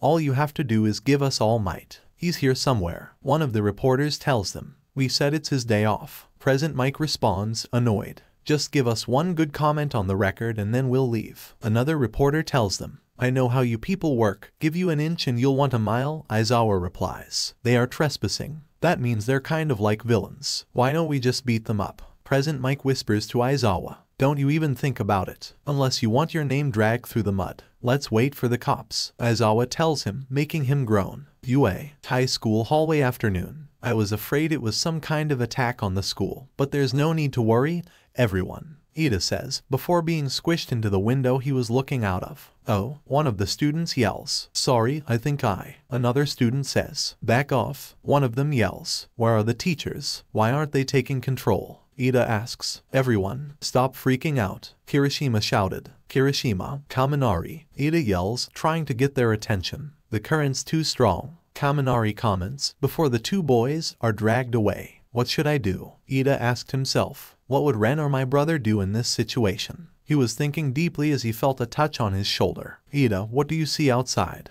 Jiro asked. It's just the media. They entered the school grounds somehow. Ida replied. What? So there's no villains at all? Momo asked. No, I'm afraid not. Ida said. So there's nothing to worry about? Tsuyu asked. Yeah, but the rest don't know. Ryuko said as the rest of the students were panicking. How do we tell them that it's not? Mina asked. Ren, I'm scared, Iri said as she was about to cry. Don't worry, Iri. Everything going to be fine. Ren said to her before looking around the hall and saw a bar over the door. That's it, he thought. Guys, I have an idea. Ren yelled, getting the attention of the rest. Irakara, I need you to take Ada's gravity away and make him float. Then Ada will use engines to push himself to the door and gain everyone's attention. Ren yelled out, sounds good to me, class representative. Irakara, touch my hand. Make me float above everyone else. Ada replied, okay. Irakara says as she reaches for his hand. At first she misses but their hands touch the second time. Then Ada begins to float in the air. I need a place where I'll get everyone's attention. Ada thinks. Engine boost, go. He yells and begins to spin through the air. What are you doing? Midoriya asks Ida. Ida then slams into the wall near the exit, grabbing a pipe to maintain his balance while standing over the exit sign.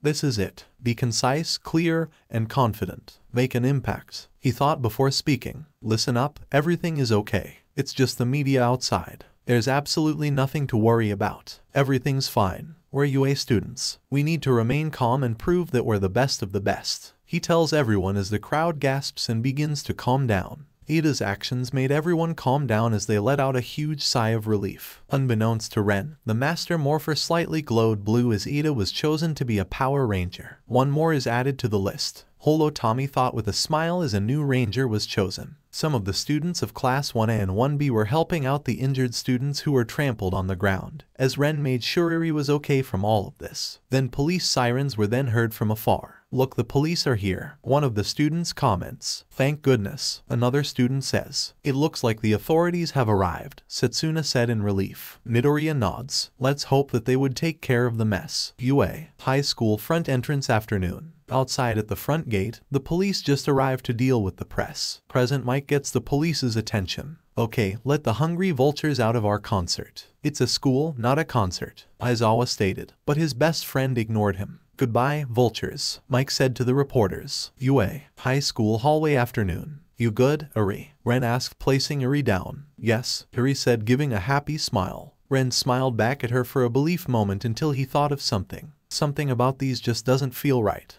He still can't shake that dreadful feeling he had earlier. I need to investigate this. Takoyami, Oase, and Midoriya. I need you guys to do something for me. Ren shouted to them as they walked towards him. Is there something you need, Ren? Midoriya asked his leader. You three mind watching Iri for me? I have to go look into something. Ren asked them. The three looked at each other for a moment, nodding. Sure, we don't mind. Oase said to him. I don't see a problem with it, Midoriya nervously said. She'll be in safe hands. Takoyami nodded. Iri, Ren said to her, looking up. You think you can wait with them? Would I be gone for the next few minutes? Iri still wasn't comfortable with leaving Ren's side. She then stares at the other three boys with a curious look. She was starting to trust Takoyami and Oase, but Midoriya was a different story. You won't be gone for long, Iri asked. It will only be a few minutes, I promise. Besides Midoriya, your uncle and Tori will keep you company, Ren said to her. Uncle and Tori, Midoriya asked in confusion. It's some nicknames she gave us. Just roll with it, dude, Oase explained with Midoriya nodding.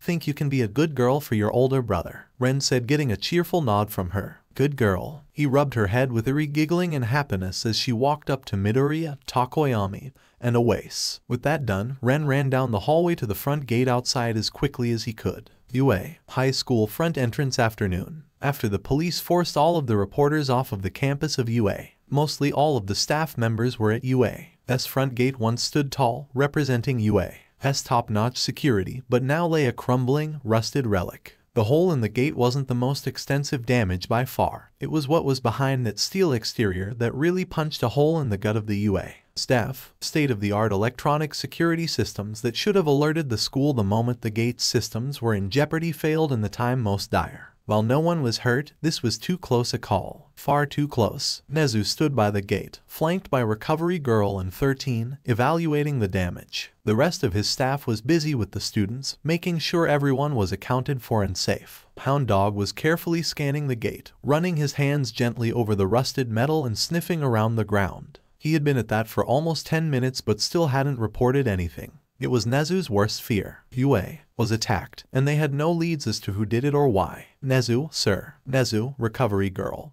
and 13 turned to see Cementos marching towards them, his usually emotionless face set in grim determination. The other walls show no signs of damage. No one got through those walls. There were no climbing equipment pieces found, so they did not scale over them, and a lack of tunnels meant they didn't go under them either. Whoever this was, they went through the main gate. Cementos explained to his boss. Nezu nodded and turned his head left to see Midnight marching up with a similar expression on her face. I just checked the schedules of our suppliers. The only visitor we were supposed to have was a truck delivering vegetables for lunch rush. I already alerted the police and they are investigating it as we speak, but I doubt they will find anything. Midnight said as Nezu shut his eyes and began to walk towards the gate. Ken, Nimiri, thank you for your work. Go back to your classes and take care of your students. They are our first priority. The two heroine nodded their heads and proceeded to go back to their respective classrooms. The principal strolled up to Hound Dog, who appeared to have finished with his own investigation,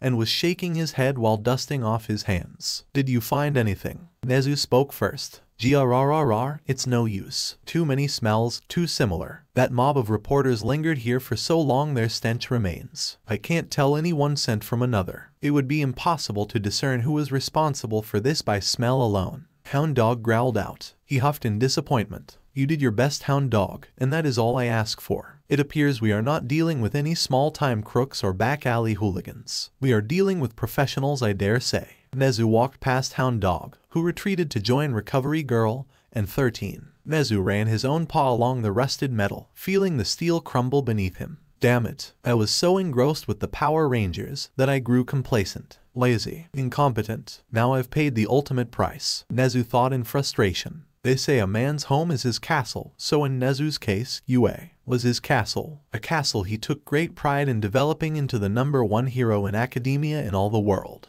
Yet, there was evidence that one person, or group, was threatening the castle. Principal Nezu, Ren shouted while running up to the teachers. Young Amamiya, what are you doing here? You should be with your class. Hound Dog said to him. Sorry, but I had to come in and see this for myself, Ren said looking at the destroyed and kneeling down to pick up one of the pieces of the rotted to inspect it. The gate is completely trashed. Who could have done this? Holo Tommy said appearing in front of everyone. That's what we're trying to figure out, 13 said with a disappointing sigh. But we have no leads yet. What about the security cameras? Did they see anything? Ren said standing back up. Unfortunately, no, Nezu said with disappointment in his voice. And Hound Dog can't track the culprit down with his sense of smell because of all the reporters sent. Ren frowned at that as they didn't have anything to go with. Whoever did this must have used the media as a distraction so they could break into the without anyone knowing until it was too late.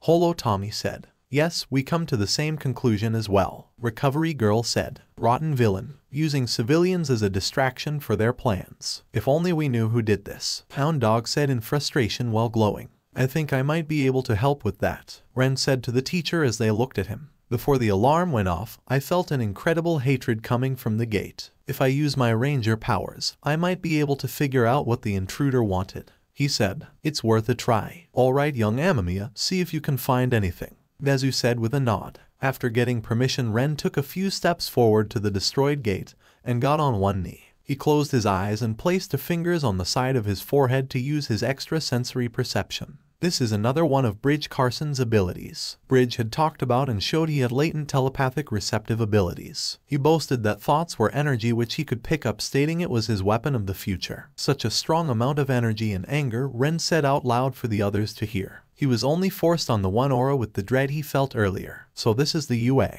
Guild Gate, huh? For so long you have stood unpenetrated, and for so long you have remained unupgraded. The heroes will suffer for this oversight. Ren repeated what Shigaraki said as the teachers and Holo Tommy were listening. Is he Recovery Girl asked before Holo Tommy said something. He sensed the auras that were left in the area not too long ago to narrow down the culprit with the feeling he had not too long ago. Holo Tommy said to them. And what we're hearing right now was what the intruder was thinking, Nezu said as he found this intriguing. They were lucky enough to be a Power Ranger here. I need to get these NPCs into the dungeon to distract the guards. Then I can get to the objective. Kurogiri, the distraction has been set, Ren said, reopening his eyes, and got up before turning to the teachers. You were right. Whoever did those came here for a reason, and they weren't alone. They had helped to get in. And when we were dealing with the chaos, the culprits sank into the school undetected without any of us knowing about it, Recovery Girl said in a concern. But for what purposes? 13 asked. Who would risk breaking into one of the most famous heroes' schools in the world? Young Amamiya, can you find anything else? Hound Dog asked his student. I'll try, but I can't guarantee anything, Ren said before waving his hand in the air to use his perception as his hand was glowing green. Luckily, the temporal energy of the intruders is still lingering around, so I might be able to track their movements while they were here. Ren then sees an energy projection of a man who looks in his 20 seconds wearing a hold over his head. He walked up to the gate and placed his hand on it. So that's how the gate was destroyed. The intruder touched it with his hand and destroyed it with his quirk, Ren said out loud. So it was a quirk at play. Hound Dog angrily yelled while growling. An age acceleration or decaying quirk. Nezu hypothesizes the situation before looking at Ren. Did anything else happen? Ren waved his hand some more to see more energy projections. Once the job was done, the hooded man stepped away from the destroyed gate as the media stormed into the campus with the intruder leaning on the wall, all while they were paying the hooded man. With the press gone, a vortex opens up next to the man as he walks right into it, disappearing out of sight alone with the vortex. I got it, Ren said before explaining what he saw. When the gate was destroyed, the media swarmed in without paying any mind to the intruder. Then some kind of portal opened up next to the intruder, and he walked right into it. If I had to guess, this Kurogiri must have some teleportation quirk, which is how they were about to break into the school quickly and leave without us knowing. I see. Can you locate where they are now? Recovery Girl asked. Ren shook his head with a frown. Sorry, but no. The moment that portal disappeared, I lost sight of their aura signatures, so I can't track them down, he said in disappointment. There is no need to apologize. What you provided us was more than another information, 13 said with a smile. Now what we're dealing with in the name of one of the intruders. It wasn't much information to go on, but it was better than nothing. Those two intruders, they planned this out right from the beginning. They knew the media would be at the school today and used that to break into UA,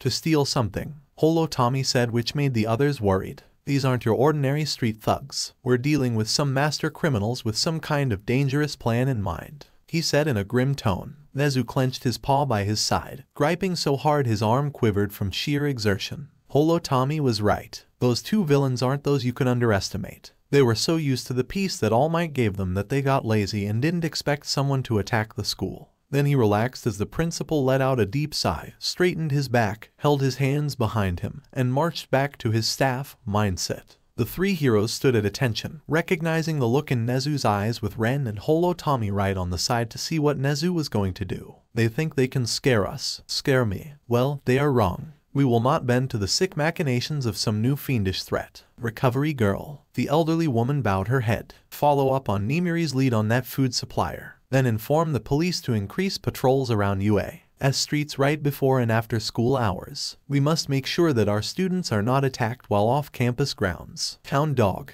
The dog man held a hand to his chest. Find any and all leads regarding someone with a quirk that could breach our gate's defenses. It looks like some sort of age acceleration quirk, or decay, or something to do with the circuitry itself, and a rap quirk belonging to two villains. Spare no expenses. If you encounter any resistance while examining the quirk registry, contact me immediately. 13. The spacesuit hero stood a little bit straighter when her name was called. Prepare for the USJ. As planned, Class 1A and 1B are scheduled for a day there, and we will not deprive our youngest students of such an important lesson. Be on guard, you will be far from our sphere of influence. Nezu orders all of them. Yes, sir. The three heroes departed, each with their own designated task to complete. Nezu turned to gaze at Ren and Holo Tommy, young Amamiya and Tommy. With everything that's happened, I have a feeling that we are going to need the Power Rangers' help for this one, Nezu said in a professional tone. Whatever the threat is, me and the other Rangers will be ready for it, Ren said with a serious expression. Agreed. Holo Tommy nodded his head. Whatever those villains are planning, we'll be ready. Nezu smiles at this as he puts his fate into the right people. Yes, we are lucky enough to have the next generation of the greatest team of heroes in our world, Nezu said. And you'll be getting some more because the Master Morpher has selected 3 new recruits, Holo Tommy said, making Ren's eyes widen in surprise and Nezu's eyes sparkle in excitement. 3 new Rangers. When were you going to tell me that? Ren asked his mentor. You were busy with other things and there were people around, so I can't say anything. Holo Tommy explained his reasoning. So how are those 3 chosen Rangers? Nezu asked. Fumikage Takoyami, Yosu Awase, and Tenya Ida, Holo Tommy said, surprising his student. Takoyami, Awase, and Ida. But how were they chosen? Ren asks for an answer. Takoyami and Awase were chosen that morning when they helped you calm down Eri from her trauma and were willing to protect her at any cost. Ida was chosen during the crisis in the hallway not too long ago when he put himself in an embarrassing position to calm down the students before things got worse. Holo Tommy explained to them. So the Master Morpher deemed them worthy to be Power Rangers, Nezu said with a grin as he nodded in agreement. The more Rangers we have, the better we can handle that situation. Right, I'll be sure to talk to them later on after school during Eri quirk tests, and see if they're interested in joining my team, Ren said with a nod. That sounds like an excellent idea, but in the meantime, you should head back to class, Nezu told him before saying something else. Be sure not to let the other students know about a villain breaking into the school. The last thing we need is for them worry about their own safety. Yes, sir, Ren said before running back to class. But Holo Tommy stayed behind to talk to Nezu for a bit. Nezu, I think it might be best to increase UA's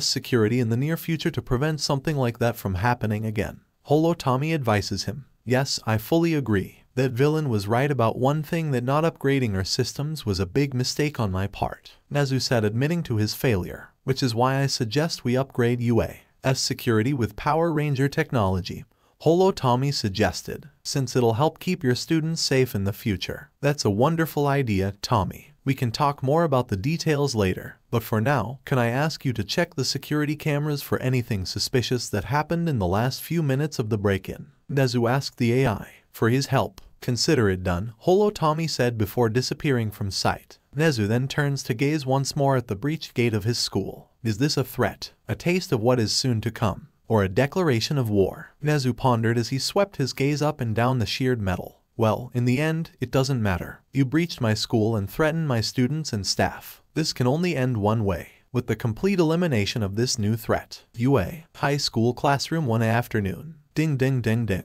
That will be it for today, Aizawa said before picking up his binder. I'll see you all again tomorrow. He then left the classroom to head to Gym Gamma for Eri's quirk test as it was messing with his sleep schedule. Then all the students began to pack up their things to head home for the day, or their usual things. You ready for your test, Eri? Ren asked. Yes, and when we're done I can have my candy apple, Eri asks with a sparkle in her eyes. Yes, Ren said, grabbing her hand, which made her happy. He then turned his attention to the 3 people in class he had to speak to right now. Ida, Takoyami, Midoriya, Jiru, you forgot a minute. Ren called out to them as he got his attention. Is there something you need from us, Ren? Ida asked as he, Midoriya, Jiru, and Takoyami walked towards him. Yeah, I need to talk to you guys about something important, Ren said in a slightly serious manner. It will take up some of your time if you don't mind. Midoriya and Jiru recognized that tone as it was Ren's ranger leader voice and knew it was for something important. I'm afraid I will have to decline then. I have some business with my brother today at home and I don't have the time right now, so I hope you can understand,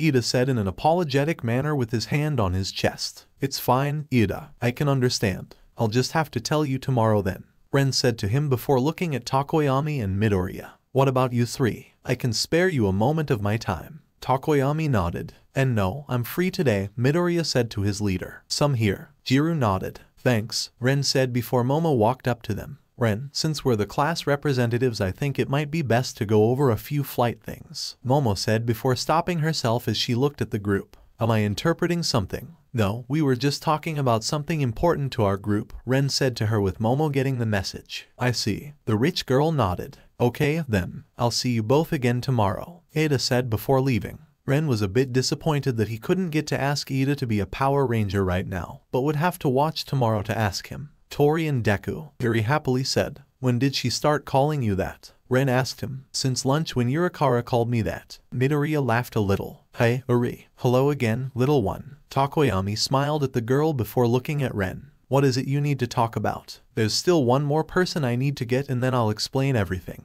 Midoriya, Jiru, and Momo, you guys should come to since you're rangers. Ren said to them. Okay, Midoriya agreed. Sure, Jiru said. If it's team related then as second in command I must be present for this, Momo said in a professional tone. Just following me. Okay, Ren said walking out the door with the others following from behind as they headed to Class 1B. As they walked to their neighboring class, the students were walking out as they spotted Awase. Awase, Ren said getting his attention. Oh, hey Ren and Takoyami, Awase said waving at them as they approached him. Midoriya, Jiru, and Yaoyorozu, what's up? And hello to you too, Iri, Uncle Awase, Iri happily said, which made Awase chuckle. So is there something you need from me? Awase asked. Yeah, and it's something important, Ren said to him. But I can't tell you right here. It has to be somewhere more private. Sure, I got nothing planned today, Awase said with a nod. Awase, what are you doing hanging around these Class 1A losers? Monoma asked as he walked out of the door. This guy. Everyone thought in annoyance as they didn't want to deal with Monoma. Well, those so-called Class 1A losers are my friends Monoma, and I would like it if you don't include them, Awase said to the blonde. Friend, why are you friends with those sorry excuses of hero course students? They're not worth our time, Monoma said, which pissed everyone off. And what gives you the right to say something like that? Takoyami asked in an annoyed tone. Yeah, didn't you learn anything from yesterday's training?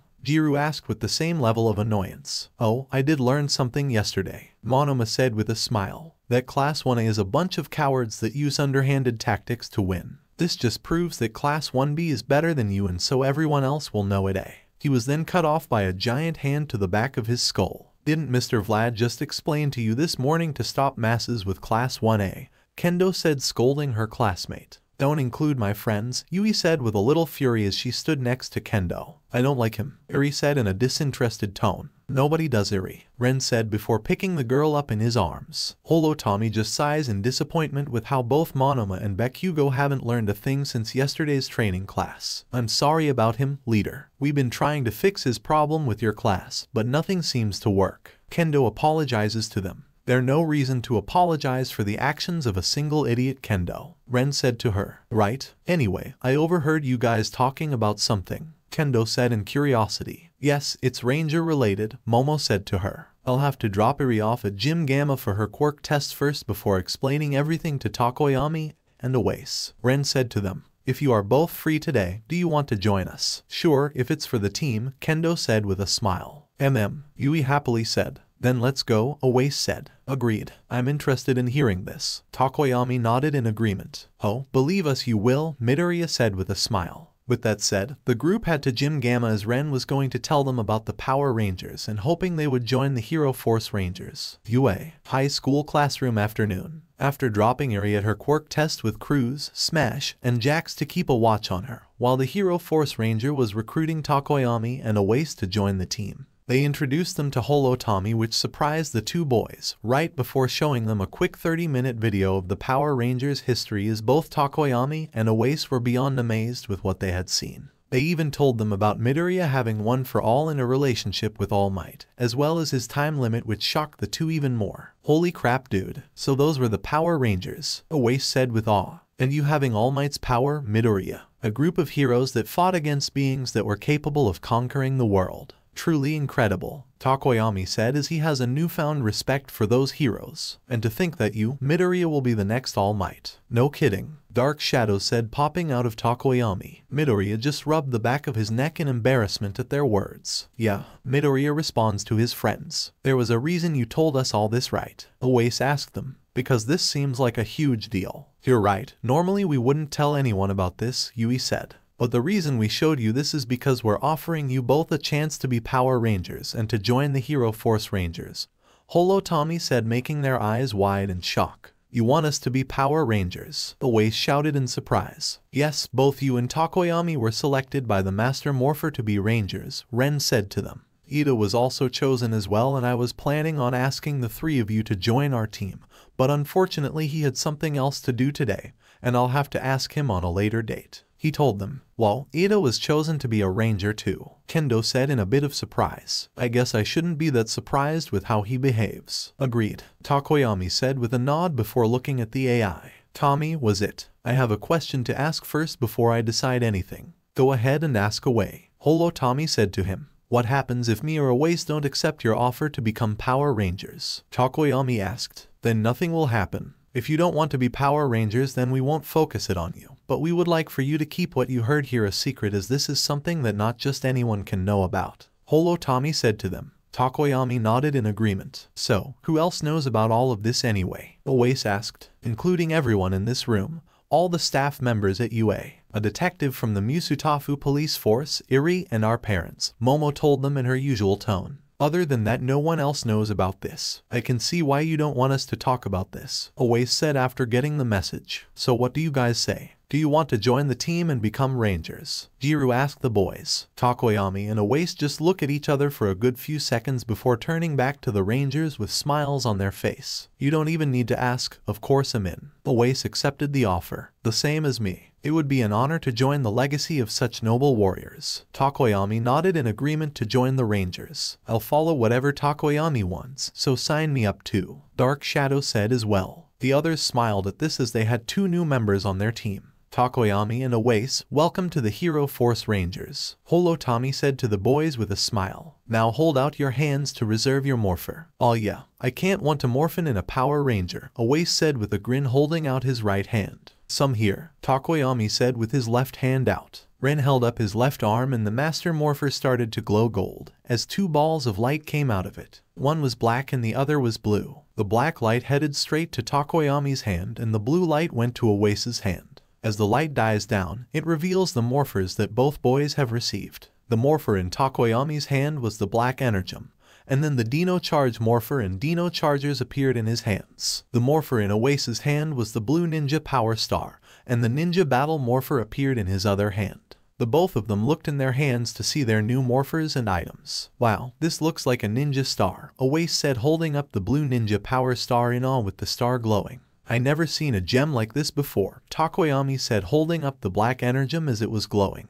Pretty, Dark Shadow commented. A Ninja Power Star and energem, Midoriya said with excitement. Takoyami, the morpher and items you received were the Dino Charge morpher, energem, and Dino Chargers. They were used by the Dino Charge Rangers, a group of rangers that use the spirit of dinosaurs in the energems. The gem that you possess is the black energem, which holds the spirit of the Parasaurol office inside. It belonged to Chase Randall, the Dino Charge Black Ranger, Holo Tommy said to him. There's a dinosaur spirit in this gem, Takoyami asked in curiosity. Yes, you see, millions of years ago, in another dimension where the dinosaurs never went extinct, the legendary, transcendent energems were given to 10 dinosaurs for safekeeping by an alien named Keeper, in order to keep them away from the main villain of the Dino Charge Rangers named Sledge. An intergalactic bounty hunter attempted to acquire the energems at all costs. But Sledge's first attempt to take the energems failed, thanks to Keeper's quick thinking, and he was blasted deep into space. Millions of years into the present, Sledge returns and starts sniffing around Earth looking for the energems in order to harness their power and annihilate the world. So a team of Power Rangers was formed to find the energems first and fight the bounty hunter and others that threaten the planet, Holo Tommy explains to him. Takoyami looked amazed at what he just heard as he looked at the black energem again, and he could feel the dinosaur spirit in it. Interesting, but what about those? Takoyami asked while holding up the Dino Charge morpher and Dino Chargers. That's your morpher and Dino Charges. The Dino Chargers were developed to harness the immense power of the energems and use them with your morpher that can summon Zords as well as access special abilities, weapons, and power-ups, Holo Tommy said to his student. Really? That's awesome, Dark Shadow commented.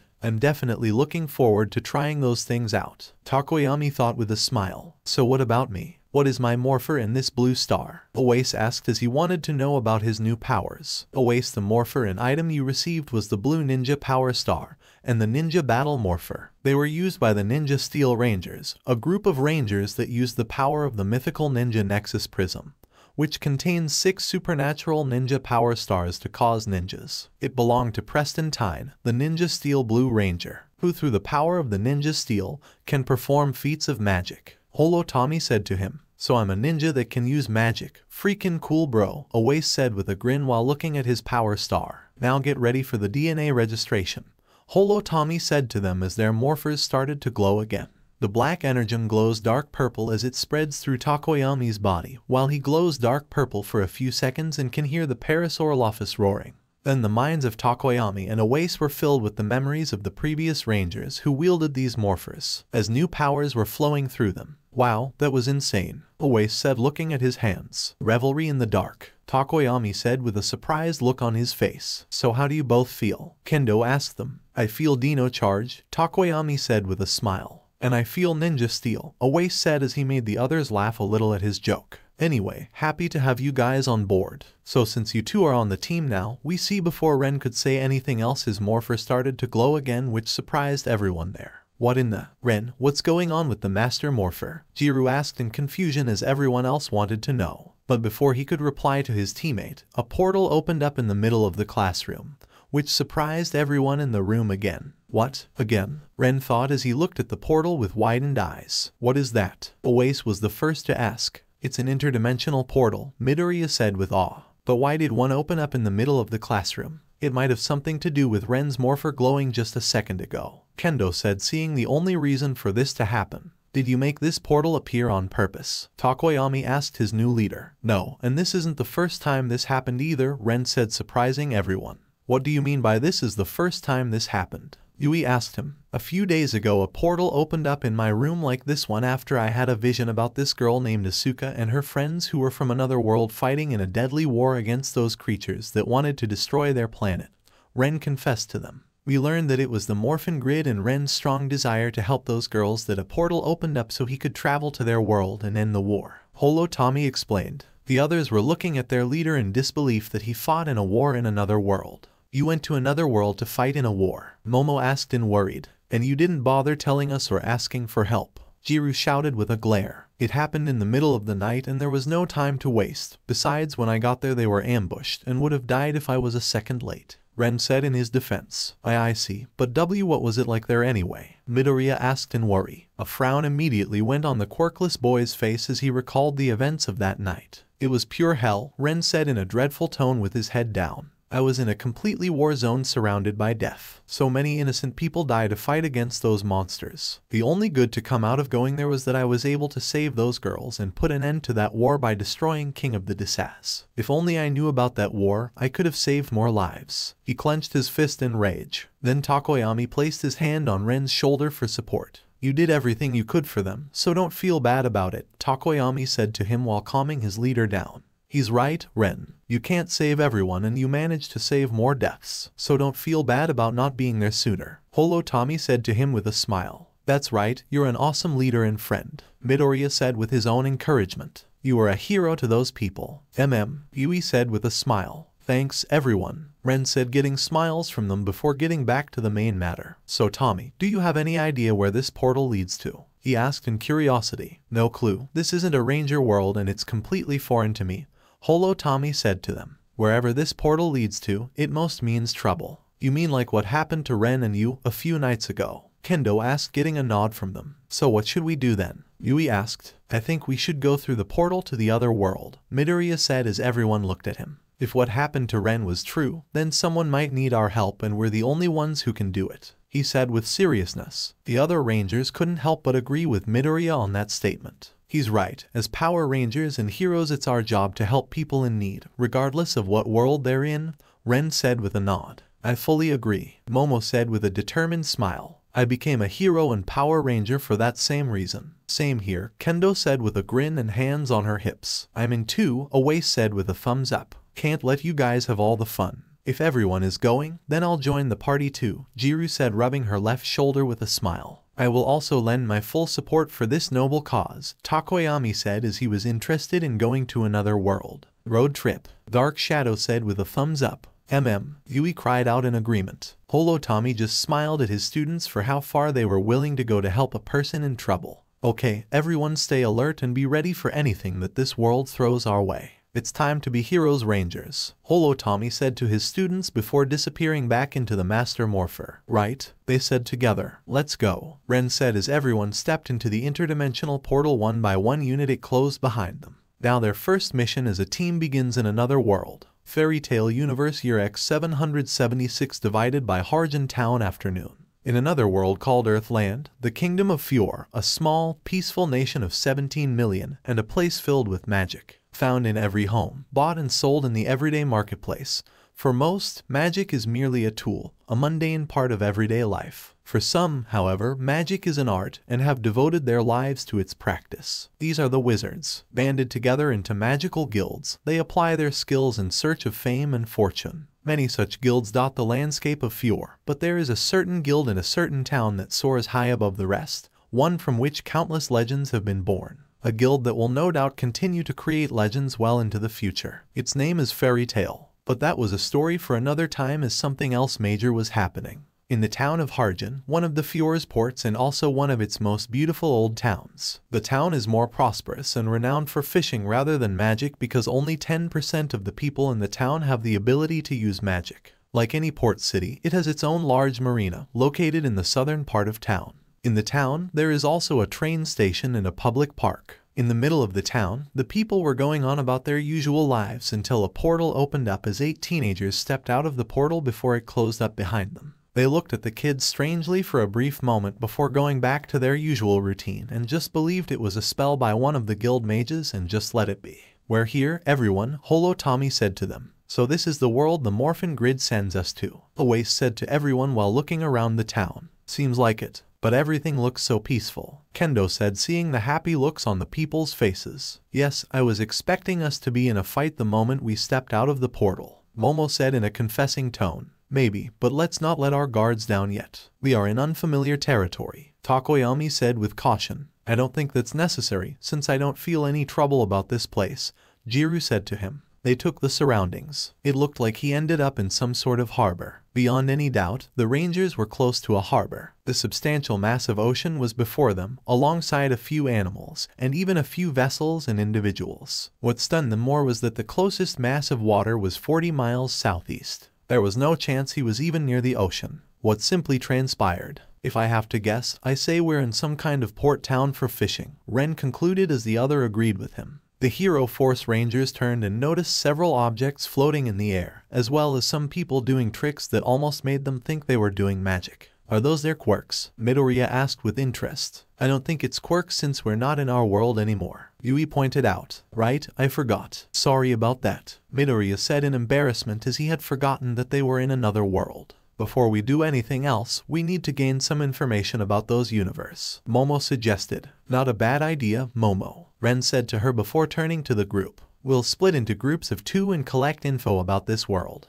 he said before telling the groups they were in. "Me and Kendo, Midoriya and Momo, Takoyami and Jiru, and Oasis and Yui." "Okay, but how are we going to stay in touch with each other? I doubt our phones will work here," Oasis asked. "Your morphers also act as communicators, so you can contact one another. There is no need to worry, but you should still be on alert since we're in unfamiliar territory," Holotommy said to them. "Got it. We'll ask around to gather info on this world and see why we were summoned here in the first place," Midoriya said to everyone. "It might be best for us to contact one another in the next 30 minutes to pull together our information," Takoyami suggests to everyone. "Smart thinking," Yui said to him. "Okay, it's decided. Then let's the investigation begin and be sure to call us if something happens," Ren said to everyone. The Rangers nodded to each other before walking away in different directions with their partners to gather information about this world. But unknown to them, someone wearing a cloak was watching them from afar and started to tail Ren and Kendo without the Rangers knowing.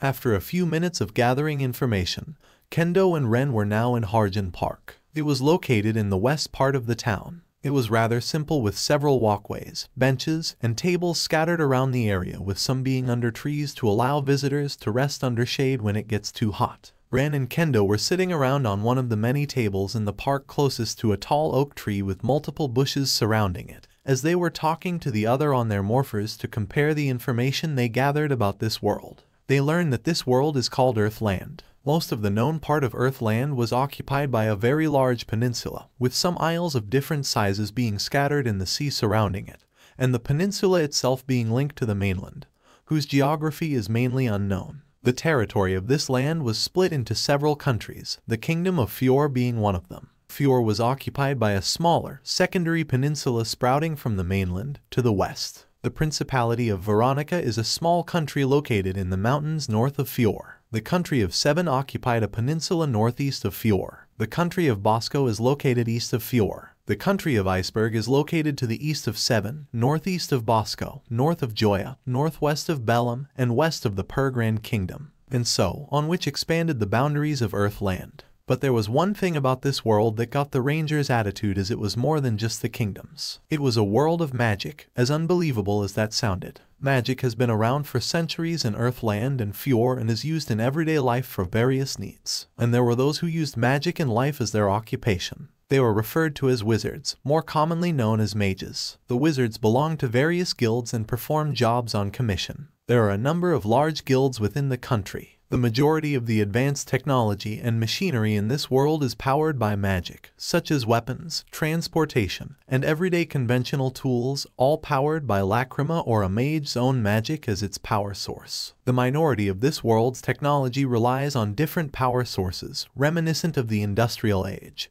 such as steam locomotives and horse-drawn carriages. Okay, so the place that we're currently in is a town called Harjan, and this world has magic and pretty much every person can use it, Jiru said on the communication line. Midoriya said with excitement, "It's just like the last world I visited, but this one doesn't seem to be technically advanced like our world is," Ren said to everyone. "From the looks of it, this world dates back to the 18th century of the industrial age." Momo said, "Yeah, I noticed that too. I haven't seen a single car or TV from our world here. And Yui saw people riding on horses and carts." Oase said, "We asked around, and the people use those devices called magic items. Apparently, since magic is stored within those items, they can be used by anyone who wields them, not just mages." Yui explained to them, "So this world is only advanced in the magical arts instead of technical." Takoyami said to them, "Seems like it. But has anyone noticed anything out of the ordinary? We were sent here for a reason, but me and Ren couldn't find anything that looked like someone in trouble." Kendo asked the team. "Nope," Oase answered. "Not a single clue." Jiru said, "Nothing on our end either, sorry." Momo replied. Ren just let out a light sigh before saying something else to his team. "Okay then, let's keep on asking and searching around until we find something," Ren said to them. "Got ya. Well, stay in touch if we find something," Midoriya said as everyone cut off their transmission. "Man, I just don't get it," Ren said before standing up and walking a few away from the table to nearby bushes. "The Morphin Grid sent us here for a reason, but I can't figure out the reason behind it. I'm pretty sure if we keep search we'll find a hint about the way we're here," Kendo said, standing up next to him to give her support. "Besides, you are not alone this time. You got us looking, watching your back," she said with a smile while placing a hand on his shoulder. "She's right. There's no need to rush it, and it isn't like the time when you went to Asuka's world. You got your whole team with you." Holo Tommy added. Ren only just smiled back at his teammate before saying, "Right, unlike last time I got you guys with me." He nodded to her. While the Rangers and the AI were talking to each other, none of them realized they were being watched by someone really close by. A pair of hazel eyes watched the two Rangers from the bushes as they were talking about something that the person couldn't understand.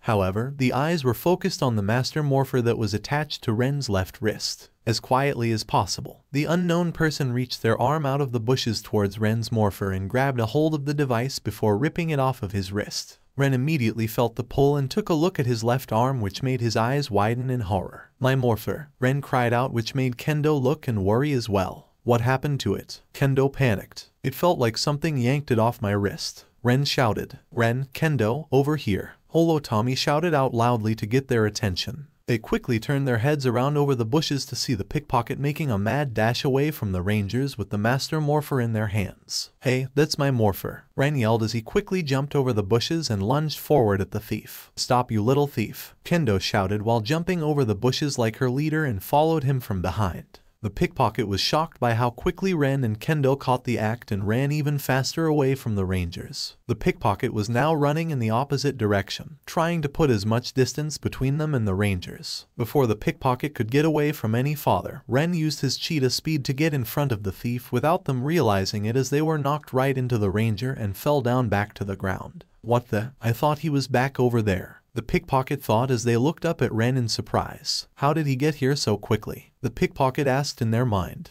Then the ranger pinned the thief down to keep them from escaping again. Give back what you steal from me now, Ren said in a firm tone as he pinned the pickpocket on their back on the ground, holding their hands in place with Kendo catching up to them.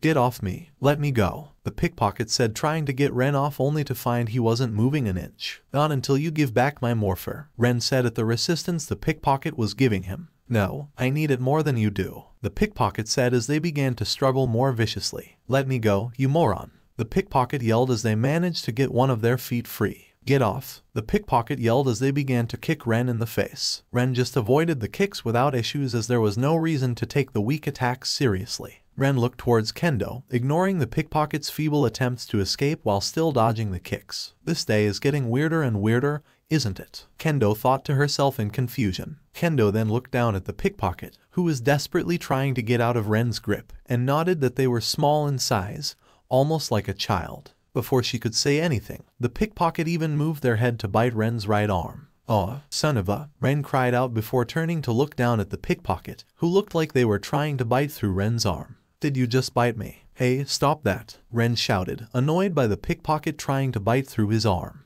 The pickpocket's response was only to bite even harder and continue to kick Ren in the face, making him loosen his grip on the pickpocket's wrists. The moment the pickpocket felt Ren lessen his grip, they pulled back both legs and kangaroo kicked Ren in the face, causing the ranger to be knocked back on the ground as the pickpocket made a run for it. Kendo sighed at how the pickpocket escaped from Ren's as she activated her quirk to stretch out a giant hand toward the escaping pickpocket. Kendo's giant hand grabbed onto the thief's whole body as they were being held in the air by the martial artist. What the pickpocket could only ask before they've been captured by the large hand. You're not going anywhere until you give back what you took from my friend, Kendo said as Ren got up from the ground, rubbing his right arm from the bite. That hurt you like punk, Ren said in irritation as he was right next to Kendo. Not even an hour here, and we're already getting robbed. Anyway, thanks Kendo. No problem, leader, Kendo said before turning to the captured pickpocket in her fist. Now, could you give us back that device you took? She asked as she looked at the pickpocket-covered face, confident they were completely restrained. Let me go. Let me go. The pickpocket was struggling to break free. Not until you returned what you stole from me, Ren said to them. Look, we don't want to hurt you. Just give Ren his morpher back and we'll let you go, Kendo said to the pickpocket. However, unbeknownst to either Ren or Kendo and even Tommy, the pickpocket was in a weakened tried state, as that said person was fighting to make sure they weren't going to lose consciousness from exhaustion. And no, I can't lose here, the pickpocket thought to themselves as they held on to the master morpher tightly. I need to find him. I have to, the pickpocket thought in determination as they started to tear up from their eyes. However, Ren moved up to the thief with Kendo moving one of her fingers so he could pull the pickpocket's arm out and take his morpher back, and then the pickpocket's hand shot out and grabbed a hold on Ren's wrist. Before Ren could speak about how annoying this was getting, the pickpocket spoke. Stop, I need this for money, to find someone, the pickpocket said in short, ragged breaths while still trying to maintain any hold they'd had on consciousness. The pickpocket's words caught Ren, Kendo, and Tommy's attention as they didn't expect that. Find who? Ren asked, wondering about who the pickpocket was trying to find. He then lifted the cloak covering the pickpocket face to show a bruised feminine face which surprised the three with widened eyes. She was a little girl somewhere around Erie's age, wearing a white headband with a white ribbon tied to the middle of it in a bow, pointing straight up. She was a very young girl, in fact, judging by her height, as she was shorter than Ren and Kendo. She had long, purple hair that fell into the middle of her back that was cut in a princess style, and hazel eyes. Her name is Kagura Mikazuchi, an 8-year-old girl. However, anyone could tell this girl has gone through very hard times recently, as she had a lot of cuts and bruises on her face. She had very deep bags under her eyes and withered cheeks, showing she hadn't had a decent amount of sleep or a meal in days or possibly weeks at worst. Simon, Kagura said as she fell into unconsciousness and lost her grip on Ren's wrist. Kendo, let her go, Ren said to her quickly. Alright, Kendo did as she said, letting the little girl go, with Ren thankfully catching her and gently laying her on the ground, as they checked on her condition. Is she okay? Ren checks her pulse to see in sighs and relief. She's fine, just unconsciousness, Ren said to her. But she doesn't look like she is in the best of condition. No wonder she tried stealing from you. She must have been desperate, Tommy said in a worried tone. This poor little girl. So what do we do with her? We couldn't just leave her here, Kendo said with a frown as she was worried about the little girl. Ren thought about it for a moment before coming up with an idea. Kendo, contact the others and tell them what's going on. I'm going to call for some help, Ren said to her, getting a nod from her. Got it, Kendo said, putting on the solar morpher to call the others. Guys, we got a problem. Meanwhile, Ren looked down at an unconscious Kagura and couldn't help but picture Eri when he first met her right after she escaped overhaul, and worried about the girl's situation. He signed to himself before pulling his morpher close to his face to make a call to a friend. Hey Navi, I need you to begin the legacy galleon here ASAP, Ren said to her. Aye, Ren, Navi replied as a portal opened up in the sky. Then a giant red pirate ship came out of the portal as it made its way towards Ren's location. Rosemary Village Night. Kagura opened her eyes only to see nothing in front of her. She then turned her head to both sides to see nothing at all, only her arms. There was nothing but darkness all around. Then sounds started to be heard. They were quiet at first, only to increase in volume quickly. As the volume increased, images started to appear, first as blurs, and as the volume increased they got much clearer. As the volume reached its loudest, the images were crystal clear in what they were. Fires burning all around a small village as people were running around chased by men in masks. The sounds of women and children screaming were heard over the roaring flames as strange masked men were running about, rounding up as many children as they could find.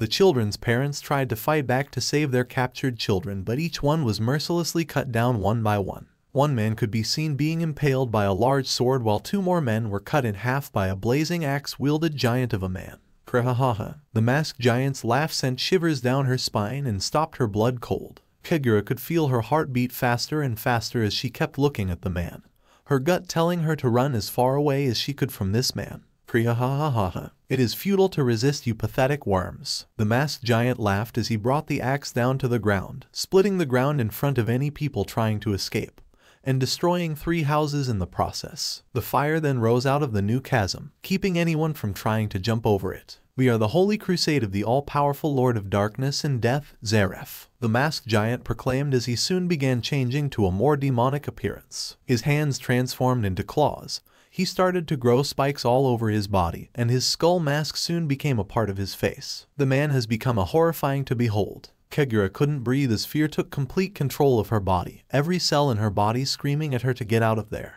The girl began to run away in a different direction from the demon-masked giant, luck being the only reason she wasn't spotted. However, when she turned her head and looked over her shoulder to see if she was being followed, she saw something that stopped her blood cold as she could feel her heart come to a crashing halt. One of the children being dragged by one of now demonic masked soldiers was her beloved older brother, Simon. Simon, Kagura yelled in shock at the sight of her brother in the clutches of these monsters. However, it only brought her to the monster's attention. Where did that brat come from? One of the demonic soldiers shouted. It does not matter, you fools. The demonic giant barked. The more slaves we find, the faster we can bring about the return of Lord Zeref. He proclaimed, catch her and shackle her to the rest of these worms. He ordered. The girl was frozen in fear like a deer in the headlights as the 2 demonic soldiers rushed towards her. However, they fell forward and looked back to see what tripped them up. It was a surprise to them to see one of the children they caught, Simon, holding them down. Now here is your chance, Kagura. Run as far away from here as you can, Simon shouted over to his sister as he held the soldiers back.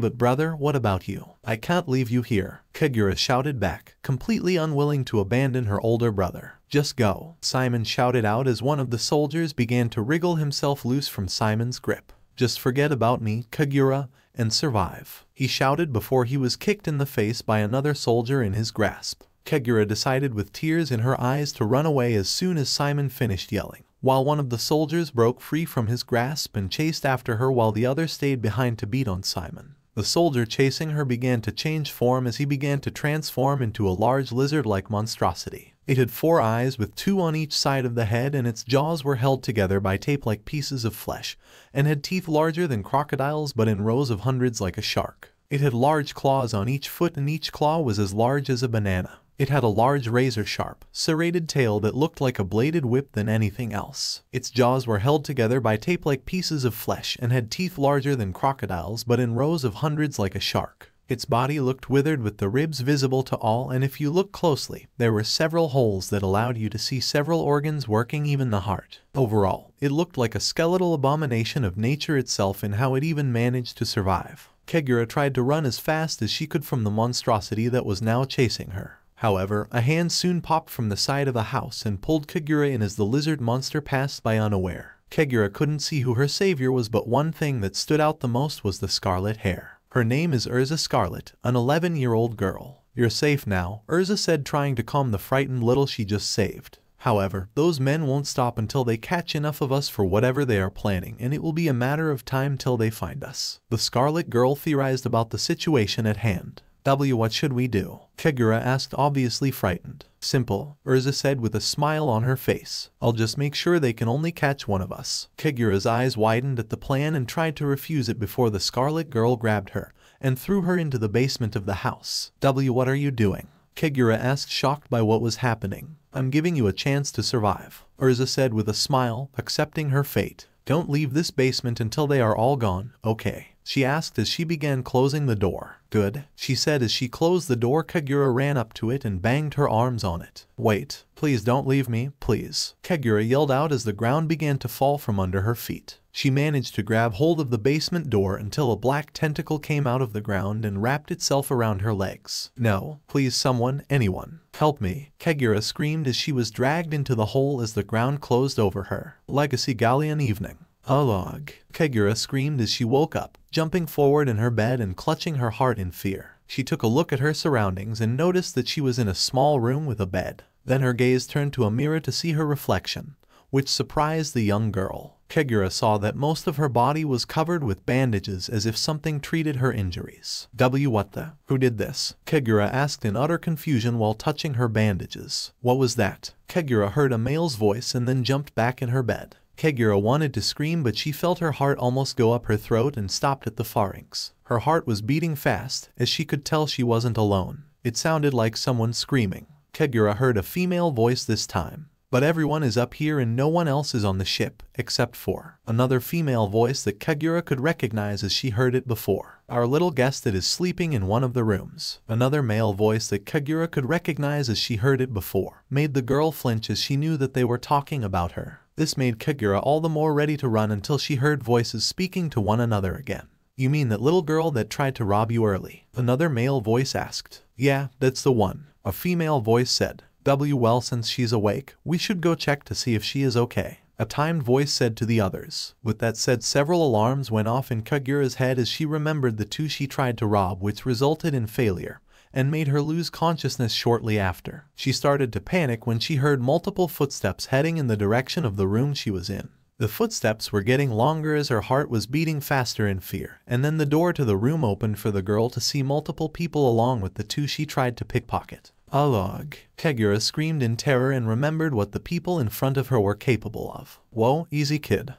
Ren said shortly before he was clocked in the face by a pillow, making him take a step back, and his friends moved out of the way in concern. Back, you monster, Kagura yelled, standing on the bed and having armed herself with the bed's pillows. Back, I say. I have weapons and I'm not afraid to use them, she threatened, cocking her pillow. Did she just cock a pillow? Yui asked with a raised eyebrow. I think she did, Takoyami said with a nod. A bird-face monster, Kagura screamed again while pointing at Takoyami. Bird-face monster. Takoyami was taken aback by what she said before a pillow hit him. Well, that was a little rude, Dark Shadow said inside his partner. Maybe she's not used to seeing people with mutant-type quirks, Midoriya muttered to himself. Whoa, their little girl, take it easy. OOF. Kendo said, only to be clocked by Kagura's third pillow. The silent, you Titan mage. I know you're just as dangerous as the speed monster over there, Kagura shouted, threatening to throw something else. You were the one who allowed him to attack me, then grow your hands to catch me like I'm some kind of criminal and to bring me to this place for whatever you all plan to do with me. Wait, stop, we don't mean any harm, Momo said, stopping any attempt by Kagura to throw something at her friends. While Kagura looked on confused at her, Momo saw this as the chance to erase any bad blood between them and the little girl.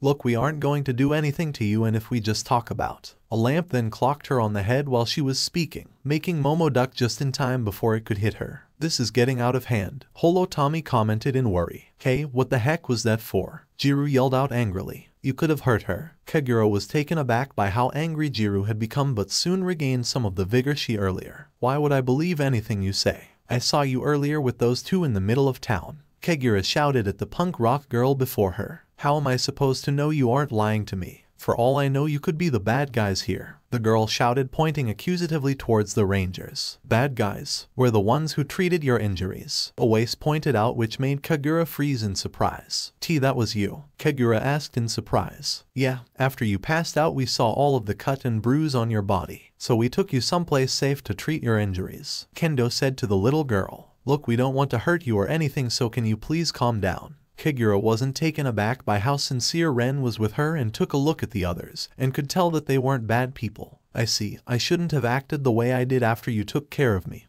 Kagura admitted, embarrassed before looking at Momo. I'm sorry I threw a lamp at your face, miss, she apologized. No, it's quite alright. You were scared and it was understandable, Momo said to the girl with a smile. No one got hurt, so don't sweat it, kid, Jiru adds with her own smile. Kagura then turned to Tokoyami and apologized to him. And I'm sorry for calling you a bird-faced monster. It's okay, little one. A creature of the night like me is used to it, Tokoyami said to her with his back against the wall and arms crossed. I'm also sorry for stealing from you, Kagura said with her head down in shame. Don't worry about it. That's in the past, Ren said before realizing something.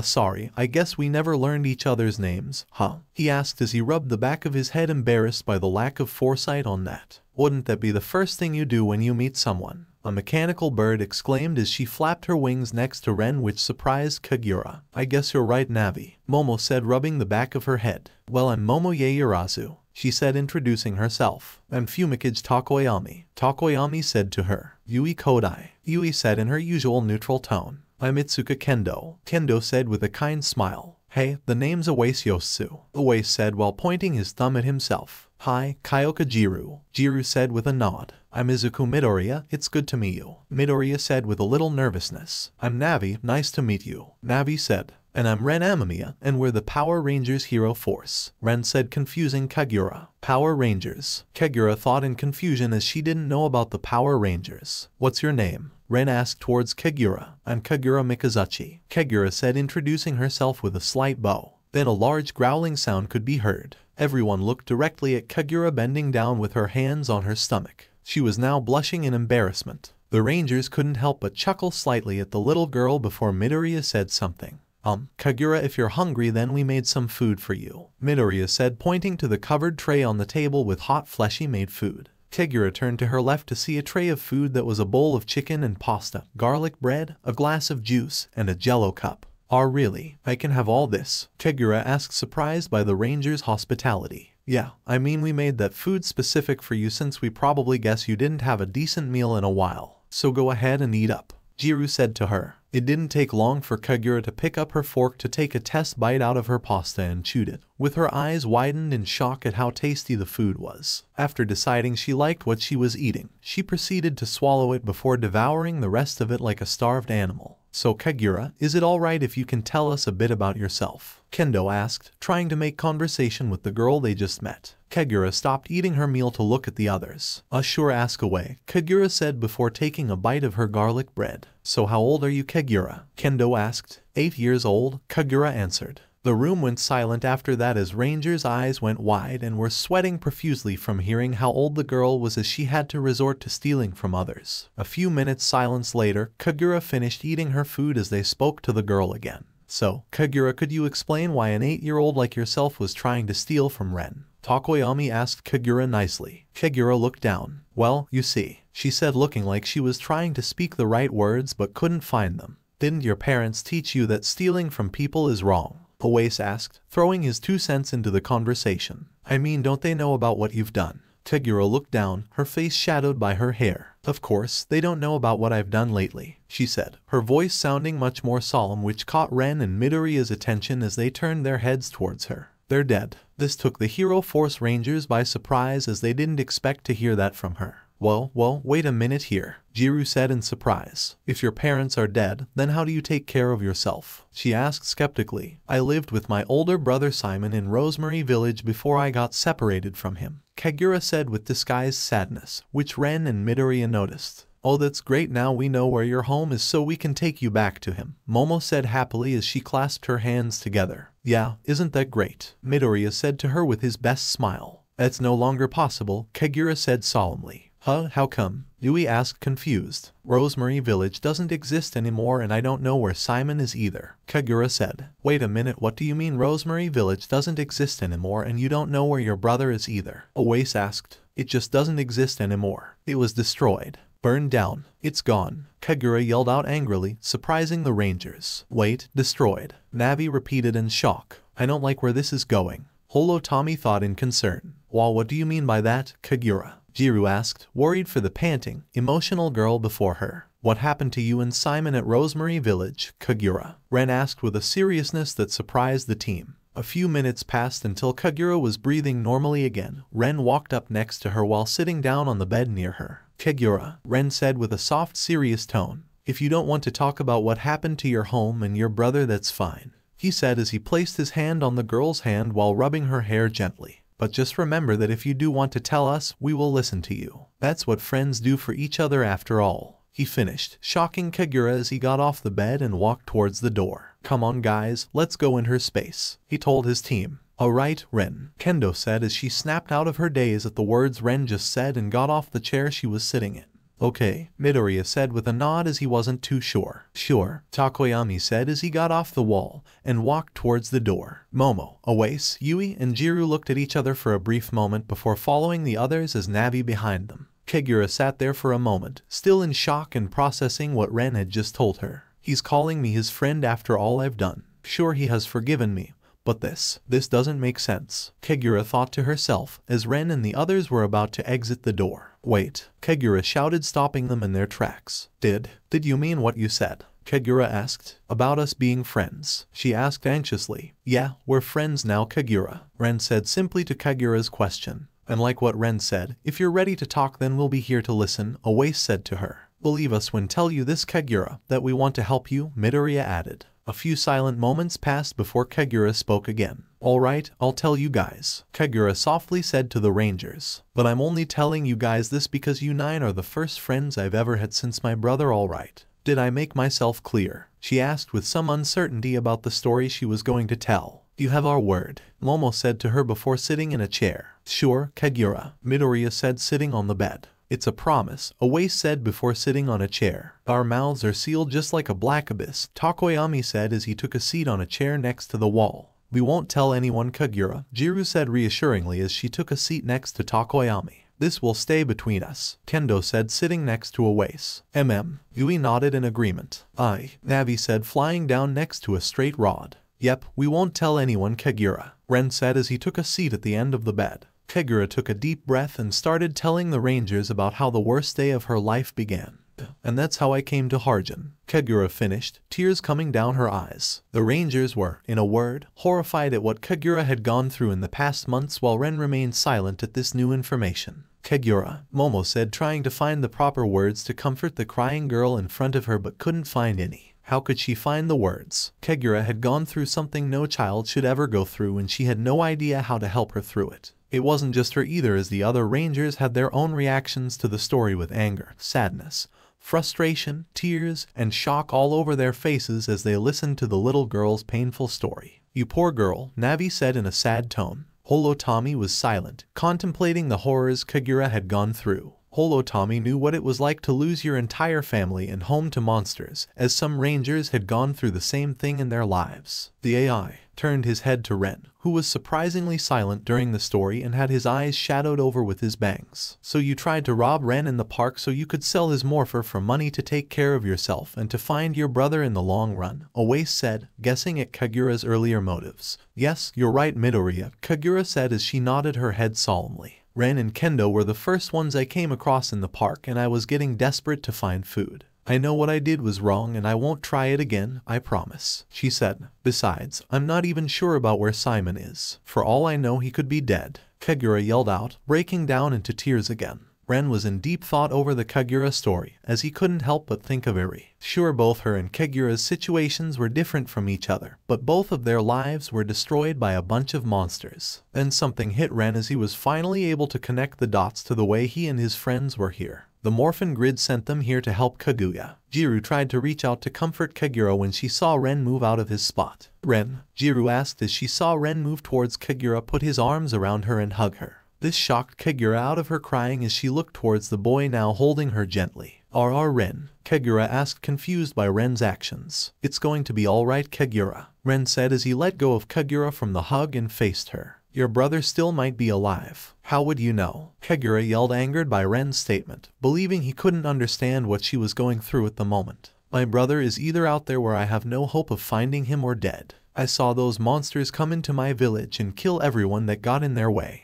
They probably killed him too when I ran away, she said. Did you see him die? Ren said bluntly, shutting Kagura up. The others were a bit taken aback by this but didn't say anything to see where Ren was going with this. What? Kagura asked, surprised. Did you see him die that day when your village was attacked? Ren asked her again. Because chances are your brother might have managed to escape that day, or the people that destroyed your village captured him alive, he stated, making the girl's eyes widen in surprise. You really think so? Kagura asked in a hopeful voice. I'm not 100% sure about this since there isn't much to go off on, but there's a 50/50 chance that your brother Simon is still alive, Kagura, Ren said firmly. Why yeah, Ren may be onto something, Midoriya said out loud. You didn't actually see them kill your brother, so he may be okay. How would you know? They killed people in my village and gathered up the others they needed for some reason. They probably killed them like the rest, Kagura said to them. Didn't you say the men in your story said they wanted slaves, Kagura? Yui asked her. Yeah, they said that, Kagura answered. But I didn't understand it. What happens to people who become slaves? She asked, not knowing the meaning of slave. Each of the rangers' eyes hardened as they didn't want to know what those people were playing with their slaves. Horrible things, Kagura. Horrible things, Takoyami said with slight anger as gripped his hands hard before calming down.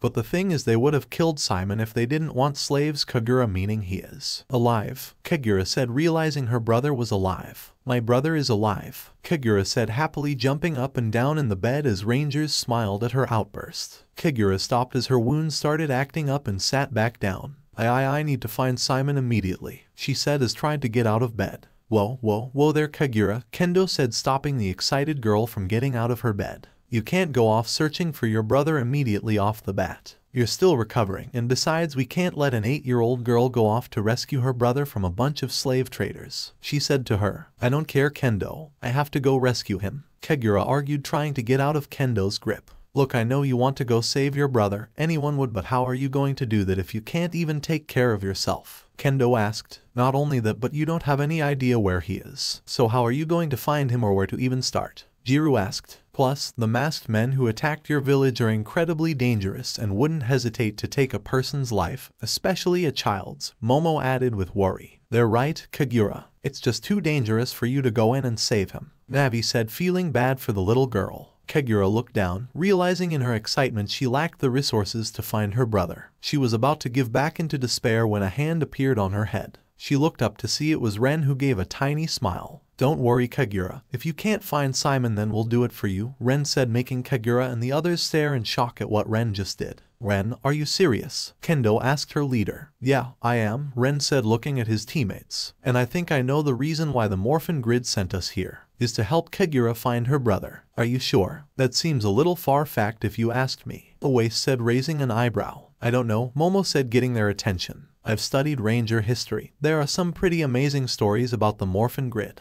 Yeah, me too. It's pretty crazy the things the grid can do, Midoriya added in. So it wouldn't surprise me that much if the Morphin Grid allowed us to meet Kagura the way we did. He gave his thoughts. And Tommy once told me that the Morphin Grid works in mysterious ways, Ren said to them. The mysteries of the unknown, Takoyami said as Kagura was confused with what they were talking about. You're really going to help me find my brother, Kagura said, still shocked by Ren's words. Of course, Ren said confidently. Helping people in need is what the Power Rangers does best. Power Rangers? What's that? Kagura asked, as she never heard of them before. We're basically a group of heroes that fight against evil people up to no good, Kendo said to her, which made the little girl's eyes widen in shock. You guys are heroes, Kagura yelled in surprise. Yep, and there are no heroes that you've ever seen before, Navi said to her. We're officially known as the Power Rangers Hero Force, Oasis said, bringing attention to himself. It's like what Ren said, and I speak for the whole team when I say this, Midoriya said to the girl with a warm smile on his face. Nothing would make us happier than to help you find your brother Simon. Kagura looked at the green-haired boy before looking at the other rangers in the room, who was giving her a smile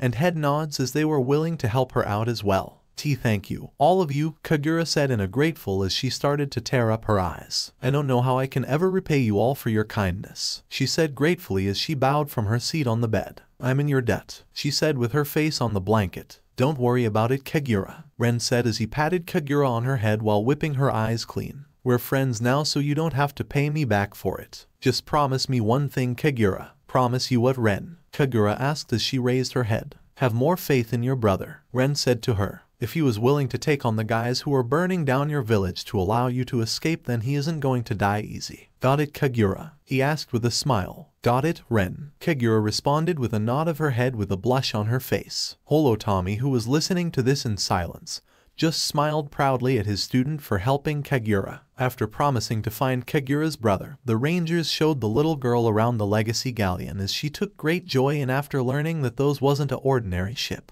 Kagura was shocked and amazed to learn that the ship was flying hundreds of feet in the sky over the harbor town they were just in. After a few minutes of showing Kagura around the ship, everyone was in the mind room of the ship like how the pirate Legacy Rangers were on their journeys. Kendo, Midoriya, Momo, Tokoyami, and Yui was sitting at the dinner table with Momo making tea for everyone, as she was used to doing stuff like this all the time with her coming from a rich family. Jiru and Oase was sitting on the couch on the other side of the room with a short table in front of them. Navi was standing on the rails of the main computer in the room for the screen on the wall. Ren was seated in the middle of the room in a chair right behind a red giant pole with Kagura sitting on his lap as she requested it for some strange reason, which he had no problem with at all. On his right side was a small table with a treasure chest on top of it called the Legacy Treasure Box, a treasure chest where all the ranger keys possessed by the pirate Legacy Rangers are stored. Now let's get to business, Ren said starting off. We have to think of ways to locate Simon. Okay, so let's say that the grid did send us here to help Kagura. So how are we going to do it? Oase asked his team. With the little information we do have, there's really not much to go on, Momo said with a frown.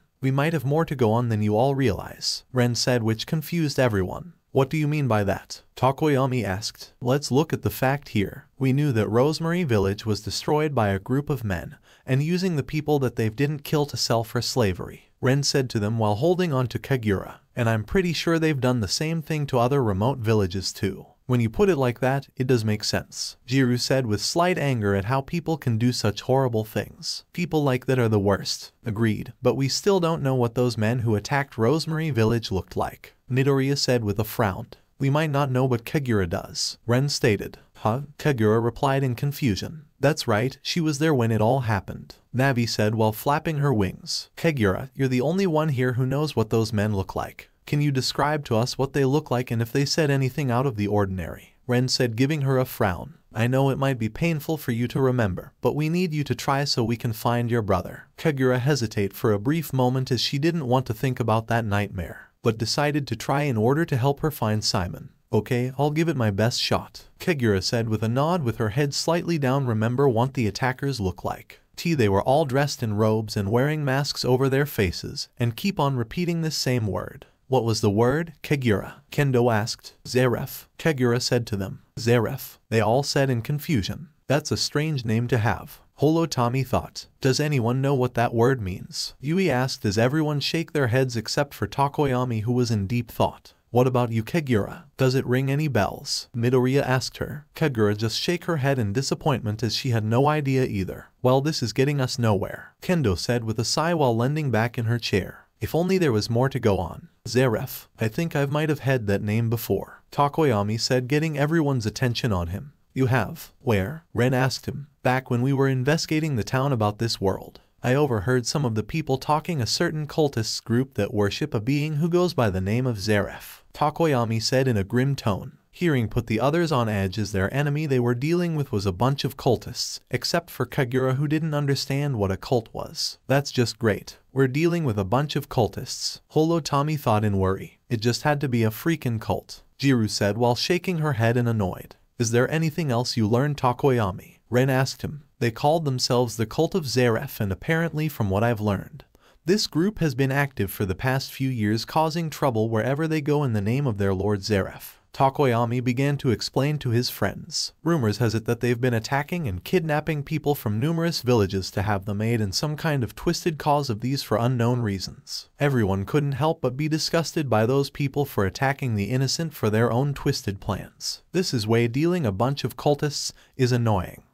Tommy thought in anger by this group of monsters. Bastards, Midoriya whispered in rage. That does sound like what a cult of lunatics would do, Yui said with a slight scowl on her face as she couldn't hold back her emotions anymore. But who in the world is this Zeref person they keep talking about? Oase asked in anger as he can't forgive people like them. From what the people in town told me, that Zeref is a legend or a myth depending on where you go. You see, according to ancient tales, Zeref was the strongest dark wizard in this world, earning him the nickname the Black Wizard. Takoyami explained. The Black Wizard.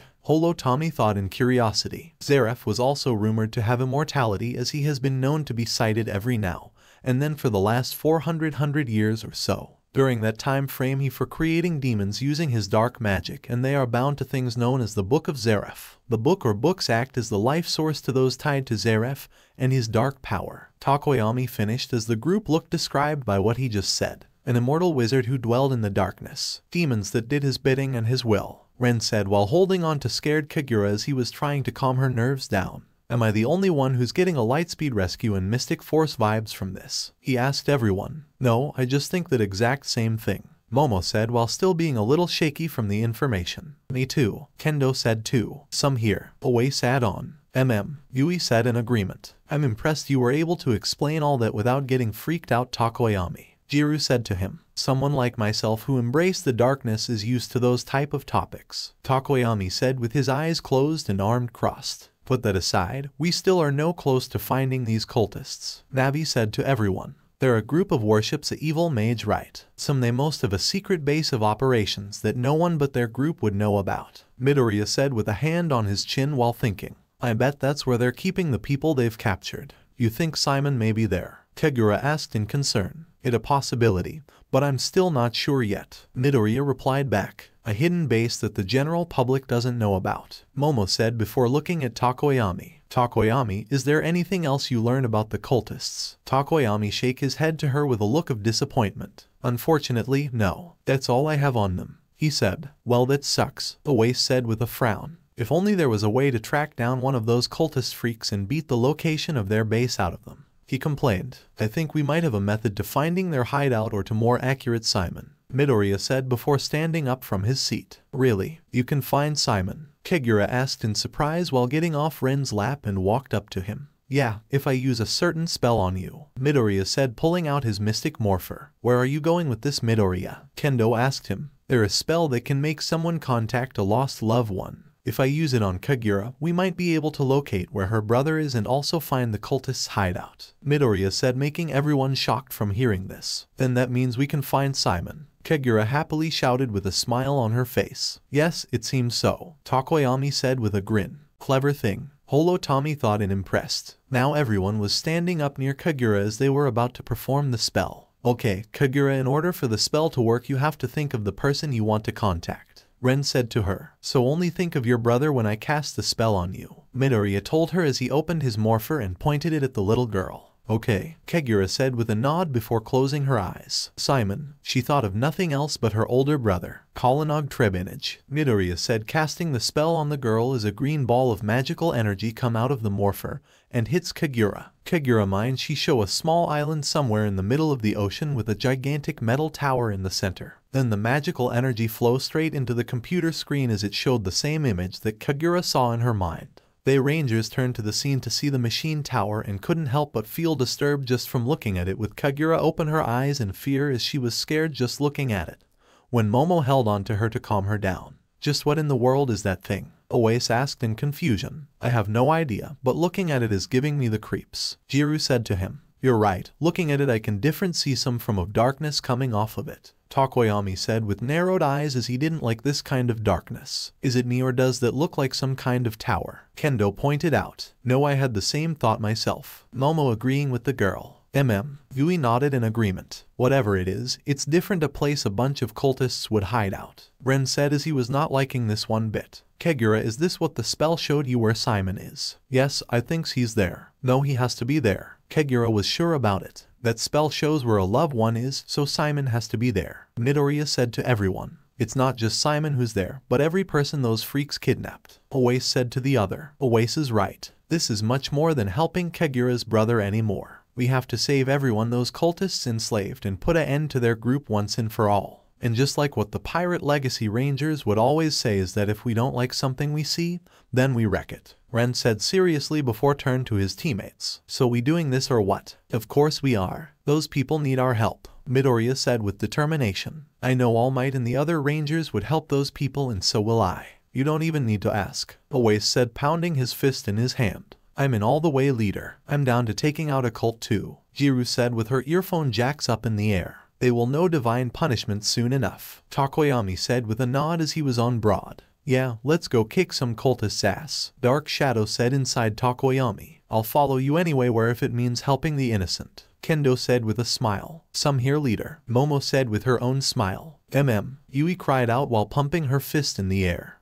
You can count on me too, Navi said flying in the air. Everyone, Kagura was touched with how far they were willing to go to help her brother and other people. Okay then, our first mission as Power Rangers is to go to the Cult of Zeref hideout, free all the slaves, and kick the shit out of everyone last one of those cultists, Ren shouted before raising his fist in the air. Power Rangers forever. The others raised their fist in the air as well to show that they were on board to stopping those cultists and saving all the people they have as slaves. Power Rangers forever. The other Rangers repeated back with determination. Yeah, Kagura and Navi both cried out. Good, now things are starting to get into motion, Holo Tommy thought with a smile with how his students were acting like true Rangers. Alright, Ren said before walking over to the computer console while typing on it. DCA, did you manage to find the location of this place? Yes, I have, Ren. DCA, speak up as it freaked out Kagura as she was looking around to see where the voice came from. The Cult of Zeref hideout is located on a small island on the coast of the Kalem Kingdom south of Fjord. She showed the location on the screen with this world's map. Their base of operations is in the middle of the ocean, Momo said with surprise. No wonder no one was about to find them, the Waste commented with a frown. Who would have even guessed that's where their hideout is? The perfect place to hide from the public eye and law enforcement, Takoyami said with his eyes closed. Take us there immediately, DCA. We got people to save, Ren told the AI. On it, DCA said as she fired up the legacy galleon engines with the ship flying off to the distance of the cultist base. Arrive to our destination will take about 10 minutes. Who said that? Kagura asked with a little fear. Oh, that's the ship's AI. DCA, Navi said to the girl as she had no idea what she was talking about. What's a AI? Kagura asked, leading her head to the side in confusion. Of course she obviously doesn't know anything about AI. Navi, Jiru pointed out to the robotic bird. Oh right, Navi awkwardly said. Don't worry about it, Kagura, she's just a friend that helps us whenever we need it, Midoriya said to the little girl. Hello, Kagura Mikazuchi. My name is DCA, and my primary duty is to assist the Hero Force Rangers in any way I can, which means I will do everything I can to help locate your older brother, DCA said to the girl. Really? Thank you, Miss DCA, Kagura happily said to the program. Don't meant it, DCA replied back. Okay Rangers, DCA said it will take us 10 minutes before reaching the island, so be sure to prepare yourself for battle, Ren said with everyone nodding before leaving to do their own things to prepare for the upcoming mission. He then looked at Kagura who was still with him. We'll get your brother back from those monsters if it's the last thing we do, Kagura, he promised her. Kagura looked at him and gave a big smile to him as she couldn't watch to see her brother again. Simon, I'm coming for you, Kagura thought with determination. Tower of Heaven Night. After a few minutes of preparing, everyone was back in the main room waiting until they arrived at the cultist space. Attention Rangers, we'll be reaching the island in T1 minute, DCA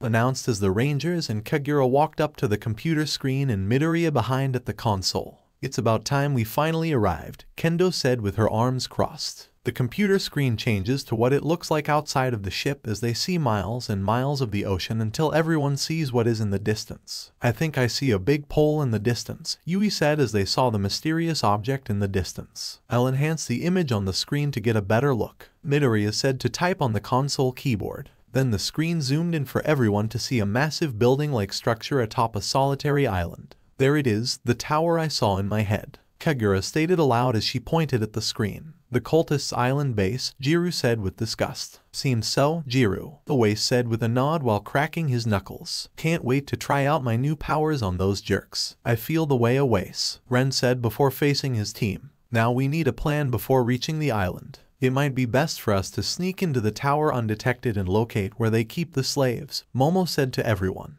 Yeah, and when we find slaves, we've got to ask about this place and who's running it, Takoyami said in his opinion. Once we get all the slaves free, we'll start letting loss on anyone who gets in our way and end this cult evil legacy for good, Midoriya said with a serious expression. Okay, we got a plan, Ren said to everyone before looking at Kagura. Kagura, you're staying on the ship where is it safe. Would be sure to contact you when we find Simon. He told her. Okay, but just please come back safely with my brother, Kagura said to them in worry. We promise, little one, on our honor as rangers, Takoyami said with a smile. Just leave it to us, Kendo said, winking at the girl with a grin. Yui nodded with her own smile. Navi, keep an eye on Kagura and the ship until we return, Midoriya said to her. You can count on me, Navi said while flying next to them. If everyone is ready, Momo was cut off when the ship began to shake violently as an explosion went off the ship's port, causing everyone to almost lose their balance and some of them screamed in surprise. Kagura was about to be knocked back onto the floor until Ren caught her in time. What the hell was that? Jiru asked in surprise before another explosion soon went off the ship's starboard, causing most of them to be knocked off balance. We're under attack. We're under attack. Navi panicked while flying around like crazy. DCA, give us a status report on what's going on, Ren said, getting up from the floor while helping up Kagura. The computer screen changes back to the island, as it shows multiple lights flash on the island's shore as orbs of light fly towards the Legacy Galleon. It appears that the cultists have noticed our arrival to their base and have begun opening fire at us, DCA explained. Damn it, so much for sneaking in undetected, Oase complained, getting up. So they got the first move, Yui said out loud.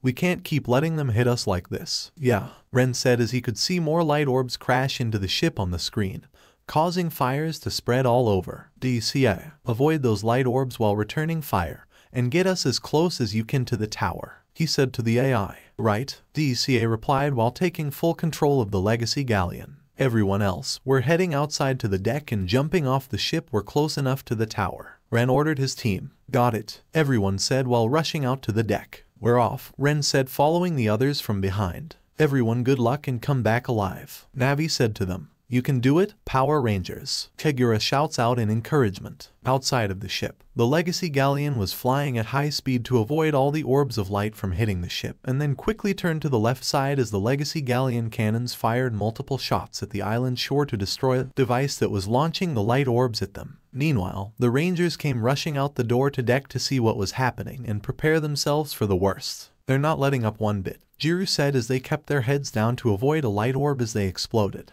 DCA, get us as close as you can to the tower and then fly away to a safe distance until we contact you again, Ren said to the AI through his morpher. Roger, DCA said to him. Everyone listen up, Ren said to his team. When we get close to the tower, we'll jump off and make an opening for us to get into the tower. It's better than nothing, I suppose, Momo said out loud. Then let's do it, Oase yelled with encouragement. As the Legacy Galleon finished firing at the one's attack from the ground, the ship flowed right back at the tower at high speed while avoiding the orbs of light and returning laser fire. Everyone get ready, we're almost there, Tommy ordered. The Hero Force Rangers were now at the side of the ship, as they were drawing near the tower. Okay, when I give the word, we jump for it, Ren said to them. This is crazy, Kendo said out loud. I fully agree to that, Takoyami agreed. But we don't have a choice but to do it, Midoriya said. Yui said too. Soon the red pirate ship was right next to the tower without stopping for a second or would have been shot down by the cultists. Now, Ren cried out. With that said, the Rangers jumped off the Legacy Galleon deck as they flew across the air, screaming out loud, easily crossing the distance between them and the tower. When they were getting closer to the tower, Ren shouted out something to his teammates. Everyone, we need to create an opening, Ren told them. Right, everyone shouted while acting their powers at the same time. Ren brought up his right hand, turning it into Mercury before throwing a wave of it at the tower. This power belongs to Taizan, the Mercury Ranger. Taizan can manipulate Mercury, allowing him to use it for multiple outcomes. Midoriya uses one for all and punches the tower with a smash. Yui brought out her Phoenix shot and used her quirk to double its size before firing at the tower. Awase brought out the Ninja Super Steel Blaster before firing a powerful shot at the tower. Jiru extends both her jacks at the tower to create a powerful shockwave. Takoyami called upon Dark Shadow to punch a hole into the tower with all of his might. Kendo brought both her hands up before enlarging them and bringing them down on the tower. Momo used her quirk to create multiple grenades while sending them to the tower. Their combined attacks created a powerful explosion that made a massive hole in the tower for them to go there. Found themselves in a massive open space inside the massive building filled with the sounds of an intense, ongoing battle with the Legacy Galleon flying away from the tower. The Rangers then started to slow themselves down enough to stop before gravity took hold of them, and they slowly fell to the rocky ground safely like feathers. "We're in," Midoriya announced. "That was freaking sweet." Awase yelled with a smile. "I don't think I ever want to do that again," Momo said as her heart was beating fast. "Well, concerning our line of work, we might have to," Takoyami said to her. "But you have to admit it was a pretty awesome way to make an entire Holo," Tommy commented. "Quieted, I hear something." Jiru quieted the group as they could hear the sounds of a brutal battle being fought filling the air. "You hear that too, right?" "Yeah, it sounds like a battle is going on," Yui said to everyone. "But who is fighting?" Kendo asked. "You think another group of people are fighting the cultists?" "Who knows, but that doesn't change what we have to do here," Ren said to his team. "He's right, Rangers," Holo Tommy said to his students. "Regardless of what is going on here, you come here to save these people and shut down this evil group, so it's time to begin the mission.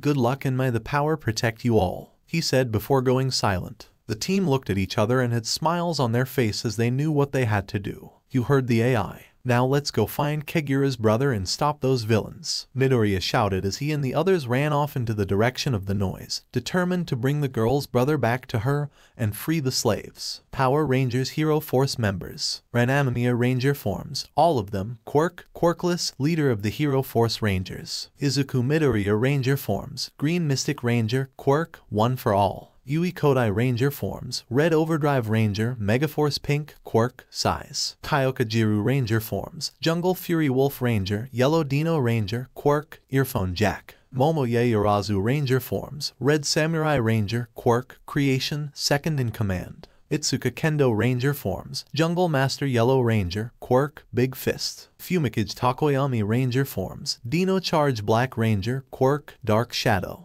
Yosu Awase Ranger forms, Ninja Steel Blue, Quirk, Weld, and 10 more Rangers to join. So alright folks, that's all for today. Stay tuned for part 9. Do subscribe, like and share for more such videos. Press the bell icon to be notified first on release. See you in the next video. Till then, goodbye.